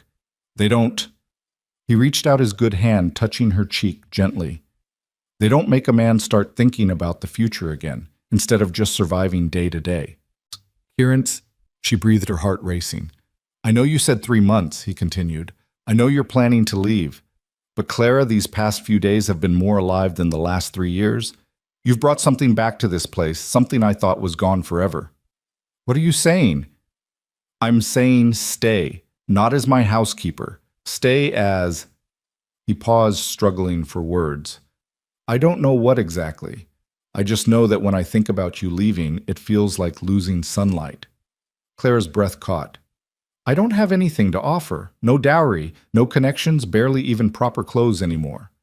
"You have yourself," Kieran interrupted. "Your strength, your pride, your refusal to back down." "Christ, Clara, you stood down a charging steer with nothing but determination. You think I care about dowries. But 3 days—" "We've only known each other 3 days." "My parents knew each other for 1 day before they decided," he reminded her. "Sometimes you just know." Before Clara could respond, the bell at the barn started clanging frantically. They both rushed outside to see smoke rising from the direction of the north pasture. "Fire!" Tom was shouting, riding hard toward them. Harrington's men set the grass on fire. What followed was organized chaos. Every available hand grabbed wet burlap sacks, shovels, anything that could fight fire. Clara found herself working alongside the men, beating at the flames that threatened to consume the dry grass and spread to the buildings. The fire had been set strategically, with the wind pushing it toward the ranch.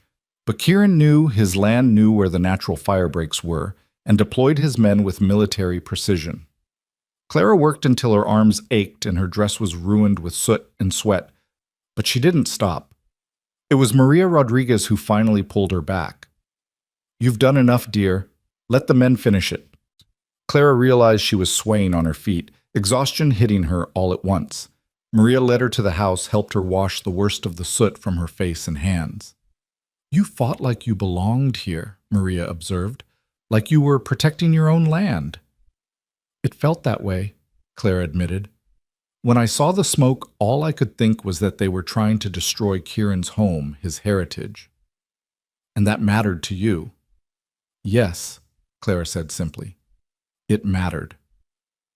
By the time the fire was out, the sun was setting. The men trooped back exhausted but victorious. They'd contained the blaze, saved all the buildings, and most of the grazing land. But everyone knew this was escalation, that Gerald had moved from petty harassment to genuine danger. I'm writing to the sheriff tomorrow, Kieran announced to the assembled men. This has gone too far. Sheriff's in Gerald's pocket, Tom pointed out. Has been for years. Then I'll go to the territorial authorities. There has to be law somewhere. After the men dispersed, Clara found Kieran standing on the porch, staring at the blackened patch of land where the fire had burned. He won't stop, Kieran said quietly. Not until he gets what he wants, or destroys what he can't have. Then we stop him, Clara said firmly. You offered me a position, not as your housekeeper, but as something else, something more. I accept. Kieran turned to look at her, his face shadowed in the gathering darkness. Clara, you don't have to. I want to, she interrupted. I came west looking for a home, a partnership, a life with meaning. I found it just not where I expected. The question is, what exactly are you offering? He moved closer, his good hand coming up to frame her face. Everything, he said simply. Marriage, if you'll have me. Partnership in the ranch. A life that won't be easy, but will be ours. After 4 days, people will say we're crazy. Let them. When something's right, you know it. Clara thought about the woman she'd been just 4 days ago, stepping off that train with such hope and such misguided trust. That woman would have wanted time, propriety, careful consideration. But that woman hadn't fought fires, hadn't stood down charging cattle, hadn't seen what real partnership looked like. Yes, she said, and felt the rightness of it settle into her bones. Yes, I'll marry you. He kissed her then there on the porch, with the smell of smoke still in the air and the first stars beginning to appear. It wasn't the gentle, tentative kiss she might have expected, but something deeper, more desperate, as if he was trying to make up for 3 years of loneliness in a single moment. When they finally broke apart, both breathing hard, Clara could see wonder in his eyes. I thought I was done with this, he said, with feeling anything beyond duty and responsibility. And I thought I was destined for a loveless business arrangement, Clara replied. Maybe we were both wrong. Or maybe we were both waiting for the right person to prove us wrong. They stood there holding each other as the night deepened around them. Tomorrow would bring new challenges. Gerald wouldn't give up easily, and there would be those who questioned the suddenness of their decision. But tonight, with Kieran's arms around her and the ranch they would protect together, stretched out before them, Clara felt something she hadn't felt since before her parents died. She felt home. The sound of breaking glass shattered the moment. A rock came flying through the parlor window, a note tied to it. Kieran retrieved it, his face darkening as he read. What does it say? Clara asked. He handed it to her silently. In Gerald's pretentious handwriting, whores and thieves deserve each other. Enjoy your ranch while you can. Charming, Clara said dryly. He's taking rejection well. Despite the situation, Kieran laughed. You're not afraid of Gerald Harrington. Please, I've faced down scarier things than a spurned man-child with too much money and too little sense. Such as poverty, desperation, the prospect of a loveless future. She looked up at him. Gerald can throw all the rocks he wants. He can't touch what we're building here. Kieran pulled her closer. When did you become so fierce? Probably somewhere between the charging steer and the grass fire, Clara replied, although being publicly rejected might have contributed too. Best thing that ever happened to you, that rejection. Yes, Clara agreed, settling into his embrace. It absolutely was. They stayed on the porch despite the broken window, despite Gerald's threats, despite everything. The stars wheeled overhead, the prairie stretched endlessly in all directions, and somewhere in the distance a coyote sang to the moon. Clara had come west seeking one life and found another entirely one filled with challenge and danger. Yes, but also with purpose and unexpected love. "We should go inside," Kieran said eventually. "Board up that window." "In a moment," Clara replied.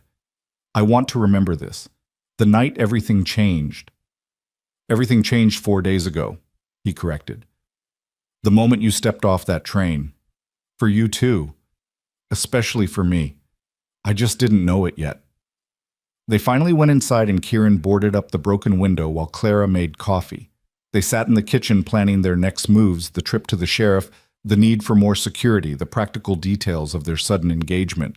But underneath the logistics was something deeper, the recognition of two souls who had found each other against all odds. "We'll be married as soon as possible," Kieran said. "This week if the Reverend agrees, that'll stop any gossip about propriety. And Gerald's going to learn that some things can't be bought, stolen, or burned. This ranch, this life we're building, he can't touch it." Clara believed him. More than that, she believed in them, in this unexpected partnership forged in crisis and tempered by mutual respect. It wasn't the fairy tale she'd imagined as a girl, but it was real and solid, and theirs. As she climbed the stairs to her room, only one wall away from Kieran's for just a few more nights, Clara paused at the landing. Through the boarded window, she could see a sliver of prairie silver under moonlight. Somewhere out there, Gerald was probably plotting his next move. But here in this house that was becoming a home again, love was taking root despite the rocky soil. 3 months, she'd said. But sometimes life had other plans. Sometimes home found you when you least expected it in the last place you thought to look. Monday morning arrived with a crystalline clarity that made the previous night's violence seem like a bad dream, except for the boarded window in the parlor and the acrid smell of smoke that still lingered in the air. Clara woke before dawn, her mind already racing with everything that needed to be done. A wedding to plan, a ranch to protect, and Gerald Harrington to deal with, though not necessarily in that order. She dressed quickly and went downstairs to find Kieran already at the kitchen table studying a map of the property boundaries by lamplight. His injured hand was still wrapped, but he was using it to hold down one corner of the paper while making notes with the other. "You should be resting that hand," Clara said, moving to start the coffee. "Can't rest when Harrington's out there planning his next move." He looked up at her, and his expression softened. "Did you sleep at all?" "Some. You?" "Some." He stood crossing to where she worked at the stove. "Clara, about last night, what I asked you, if you've had second thoughts." She turned in his arms, silencing him with a finger to his lips. "No second thoughts, unless you're having them. Never." He caught her hand, pressing it to his chest where she could feel his heart beating strong and steady. "I meant every word. But I want to do this right. You deserve better than a rushed wedding because of gossip and threats." "What I deserve," Clara said firmly, "is a man who sees me as a partner, not a possession. A man who trusts me to stand beside him in trouble. That's you, Kieran. The rest is just details." He kissed her then, soft and sweet, in the early morning kitchen, and Clara felt that rightness again, that sense of pieces falling into place. The moment was broken by Tom Rodriguez bursting through the back door. "Boss, we've got company coming. Looks like the sheriff and a couple of deputies." Kieran's expression darkened. "So Gerald's making his move through legal channels now." Sheriff Watson was a thin, nervous man who perpetually looked like he'd rather be anywhere else. Clara recognized him from town, though they'd never been introduced. He dismounted slowly, his deputies flanking him like bookends. "Morning, Kieran," the sheriff said, not quite meeting his eyes. "Miss Whitmore." "Sheriff, Kieran acknowledged coldly. "To what do we owe the pleasure?" "Had a complaint filed. Gerald Harrington says you assaulted him yesterday, in front of witnesses at the church." "After he publicly slandered Miss Whitmore and threatened us both," Kieran replied. "Also in front of witnesses." The sheriff shifted uncomfortably. "Well, be that as it may, I need you to come to town, make a statement. You too, Miss Whitmore." Clara could see Kieran tensing, ready to fight, but she touched his arm gently. "We'll be happy to come, Sheriff. We have nothing to hide. In fact, we have some complaints of our own to file. Fence cutting, arson, vandalism. Now those are serious accusations. Yes, they are, Clara interrupted smoothly. And we have evidence, including Mr. Harrington's monogram cufflink found at the scene of the fence cutting and this threatening note he threw through our window last night. She produced the rock and note from her apron pocket, having had the foresight to retrieve them. The sheriff's face went pale.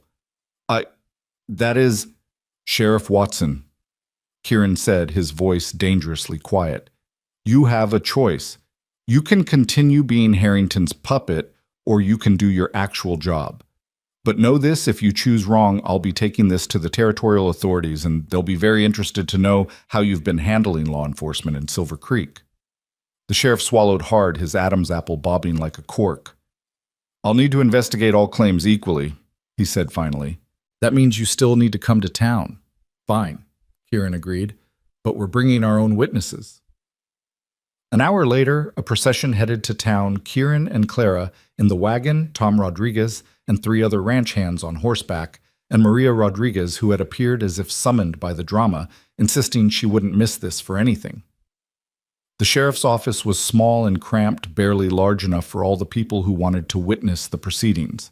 Gerald was already there, sporting a spectacular black eye and trying to look righteously indignant.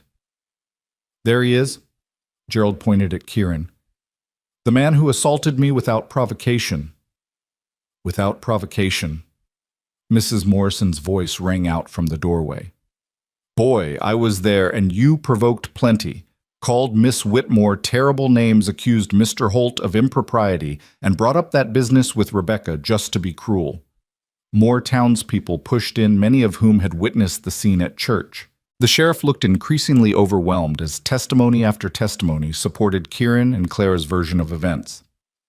He also threatened them at Henderson's store on Saturday, Mr. Henderson himself added, said he'd make them both regret crossing him. And everyone knows he's been after Kieran's water rights for years, another rancher contributed. Getting desperate about it too, what, with his streams drying up. Gerald's face was turning an interesting shade of purple. These are all lies. Holt has turned the whole town against me. No, Clara said quietly, but her voice carried. You turned the town against yourself with your petty cruelties and vindictive behavior. Mr. Holt simply defended my honor after you attempted to destroy it. Your honor? Gerald laughed nastily. What honor does a mail-order bride have? You came here to sell yourself to the highest bidder. The sound of Clara's palm connecting with Gerald's cheek echoed through the small office. The room went dead silent. That, Clara said calmly, was for insulting every woman who has ever had the courage to seek a better life, regardless of the means. Mail-order brides built half the Westminster Harrington.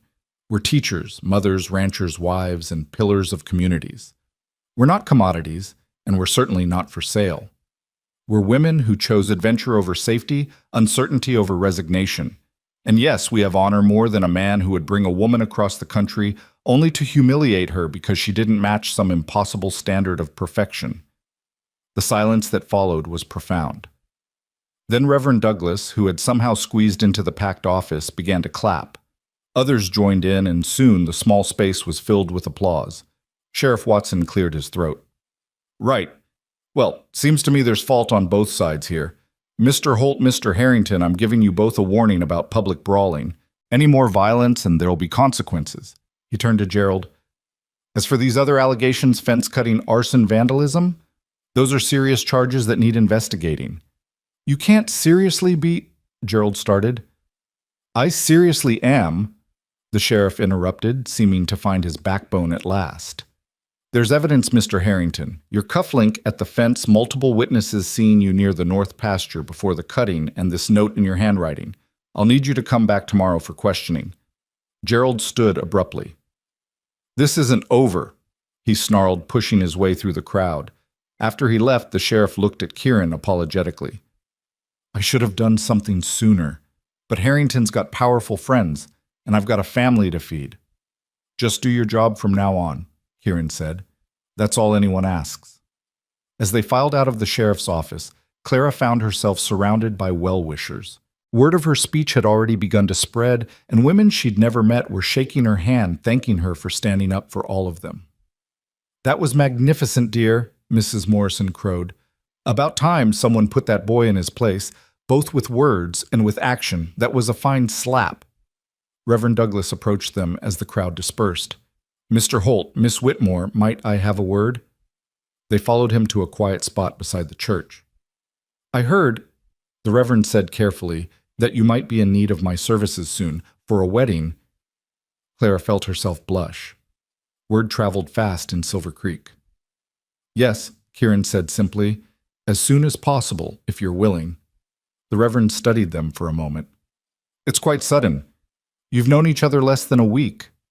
"Sometimes a week is enough," Clara said. "Sometimes it's more than enough when you find the right person." "My parents knew each other one day," Kieran added. 40 years together after that." Reverend Douglas smiled. "I remember your parents well, Kieran. Your mother was indeed a mail-order bride from Ireland, wasn't she? And one of the finest women this town ever knew." He looked at Clara. "I see something of her spirit in you, Miss Whitmore. That same courage, that same refusal to be cowed by circumstances." "Thank you," Clara said softly. "Wednesday afternoon," the Reverend decided. 3 o'clock. That gives you 2 days to prepare, and it's soon enough to silence any remaining gossips about propriety. As they rode back to the ranch, Clara felt a mix of elation and terror. In 2 days, she would be married to a man she'd known less than a week. It was madness, perhaps, but it was a madness that felt more right than all the careful planning that had brought her to Silver Creek in the first place. "Wednesday," Kieran said, as if testing the word. "You could still change your mind." "So could you." "Not a chance." He reached over and took her hand. "Clara, I know this is happening fast, but I want you to know I'll be a good husband to you. I can't promise an easy life, but I promise you'll never doubt where you stand with me.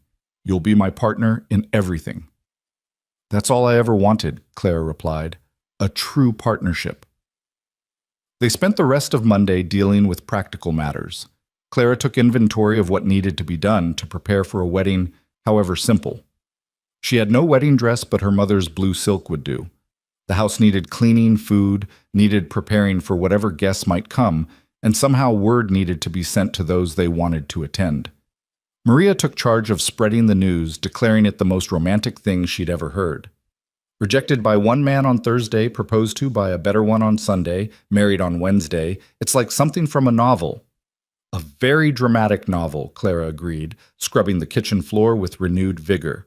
She wanted everything perfect, or as perfect as possible given the circumstances.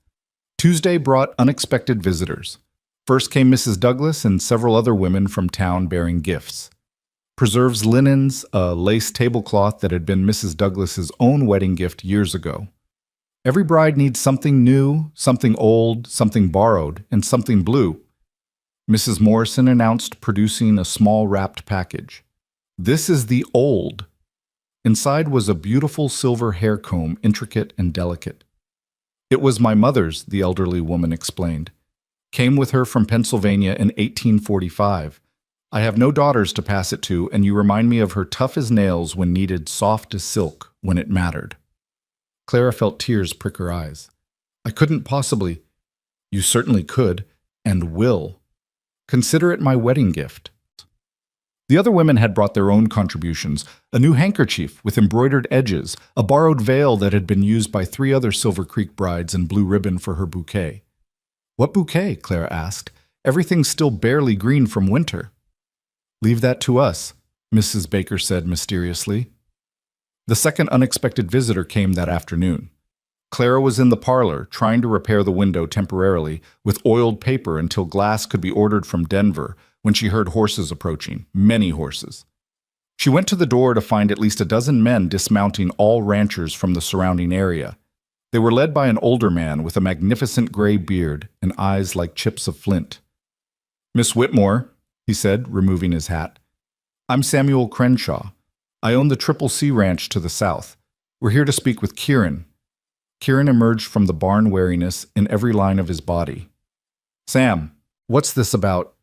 "It's about Gerald Harrington," Crenshaw said bluntly. "Boy's been a plague on this valley for too long. Going after you and your future bride was the last straw. We've come to offer our support. We're forming an association, another rancher explained, for mutual protection and support. Harrington's been trying to play us against each other for years, but if we stand together, he can't fight all of us, Kieran finished. You're proposing an alliance.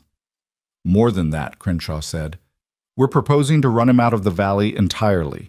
Boy inherited good land and ruined it with his greed and incompetence. His ranch is mortgaged to the hilt I have, that from the bank manager himself. One more bad season, and he'll be foreclosed on. And we can make sure it's a bad season, another man added grimly.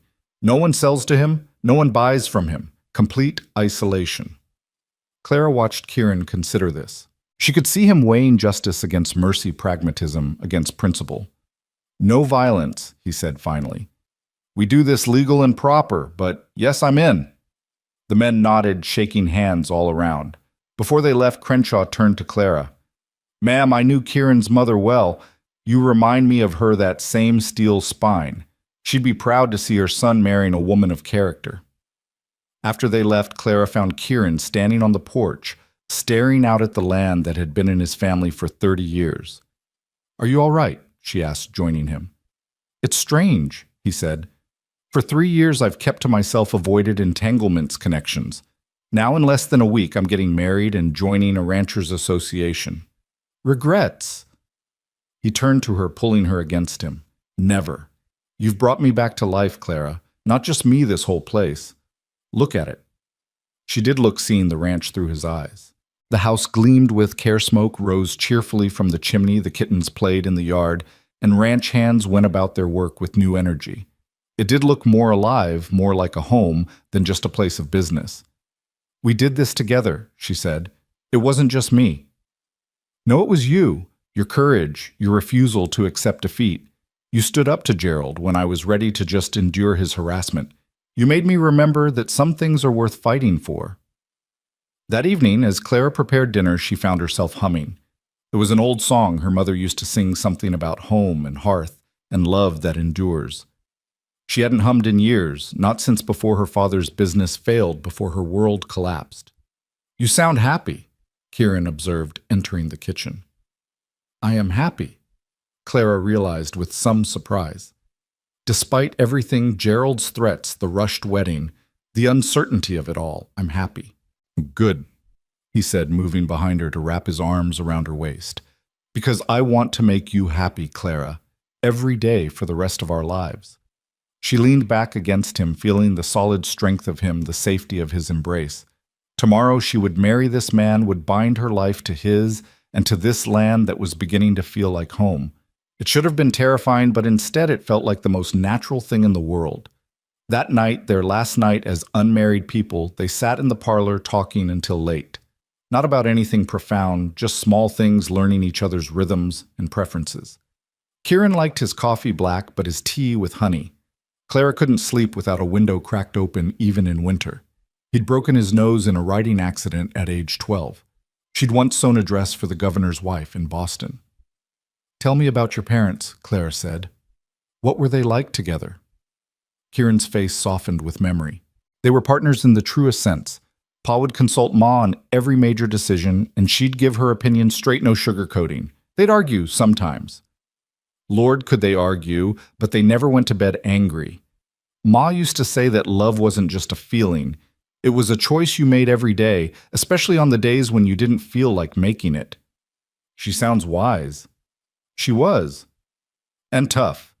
First winter here, they lived in a soddy while building this house, lost their first crop to hail their second to drought, but they persevered, built something lasting.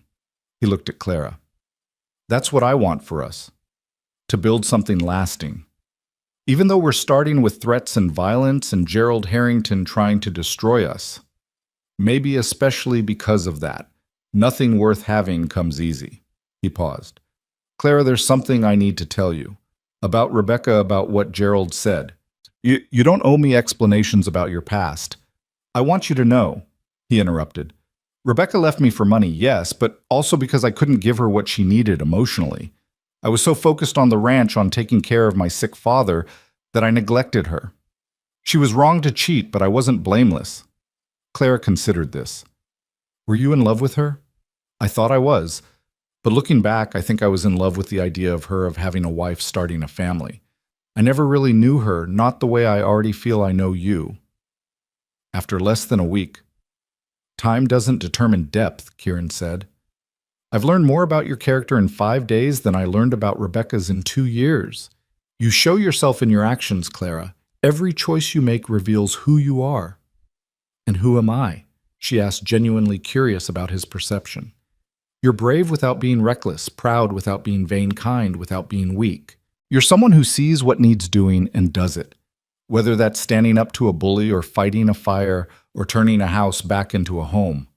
He reached over and took her hand. You're the woman I want to spend my life with. Clara felt tears slip down her cheeks. No one had ever seen her so clearly, valued her so completely for exactly who she was. I should go to bed, she said, though she didn't want the evening to end. Big day tomorrow. The biggest, he agreed, standing and pulling her to her feet. For a moment they stood close, his hands on her waist, hers on his chest. After tomorrow, everything changes, Clara said softly. No, Kieran corrected. After tomorrow, everything that's already changed becomes official. He kissed her gently, a promise of tomorrow and all the tomorrows after. Then with visible effort, he stepped back. Good night, Clara. Sleep well. Good night, Kieran. But Clara didn't sleep well.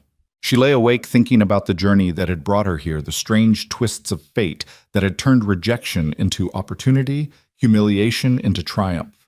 In the morning, she would put on her mother's dress and marry a man she'd known less than a week, and somehow that felt more right than all the careful plans she'd made before.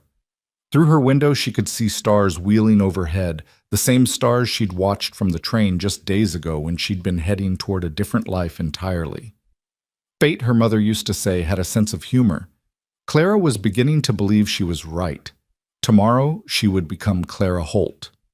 The mail-order bride who wasn't marrying the man who hadn't advertised for a wife, but had found one anyway.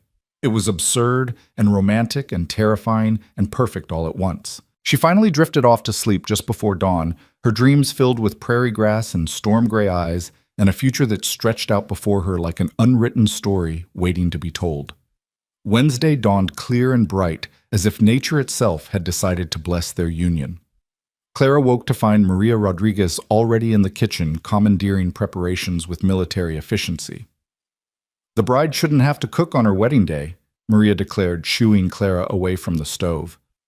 Go make yourself beautiful. Not that you need much help in that department. Clara bathed and dressed carefully in her mother's blue silk, now cleaned and pressed to perfection.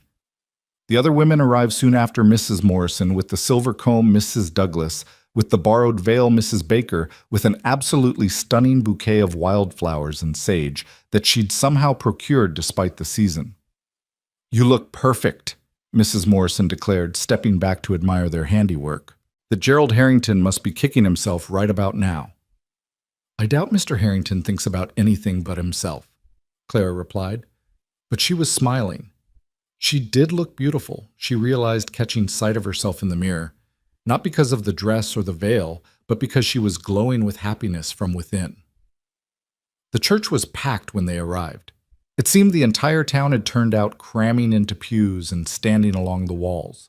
Clara saw the ranchers who'd pledged their support, the townspeople who'd witnessed her confrontations with Gerald, and many faces she didn't recognize but who'd apparently come to see the mail-order bride who'd caused such a sensation marry the rancher who'd defended her. But Clara had eyes only for Kieran standing at the altar in his black suit, looking nervous and handsome and absolutely perfect. When their eyes met, his face transformed with a smile that made her heart skip. Tom Rodriguez walked her down the aisle, having volunteered for the honor with gruff sentimentality. You saved this ranch, he whispered as they walked. Brought it back to life. Brought him back to life. The ceremony was simple but beautiful. Reverend Douglas spoke about love finding a way, about courage in the face of adversity, about partnerships that could weather any storm.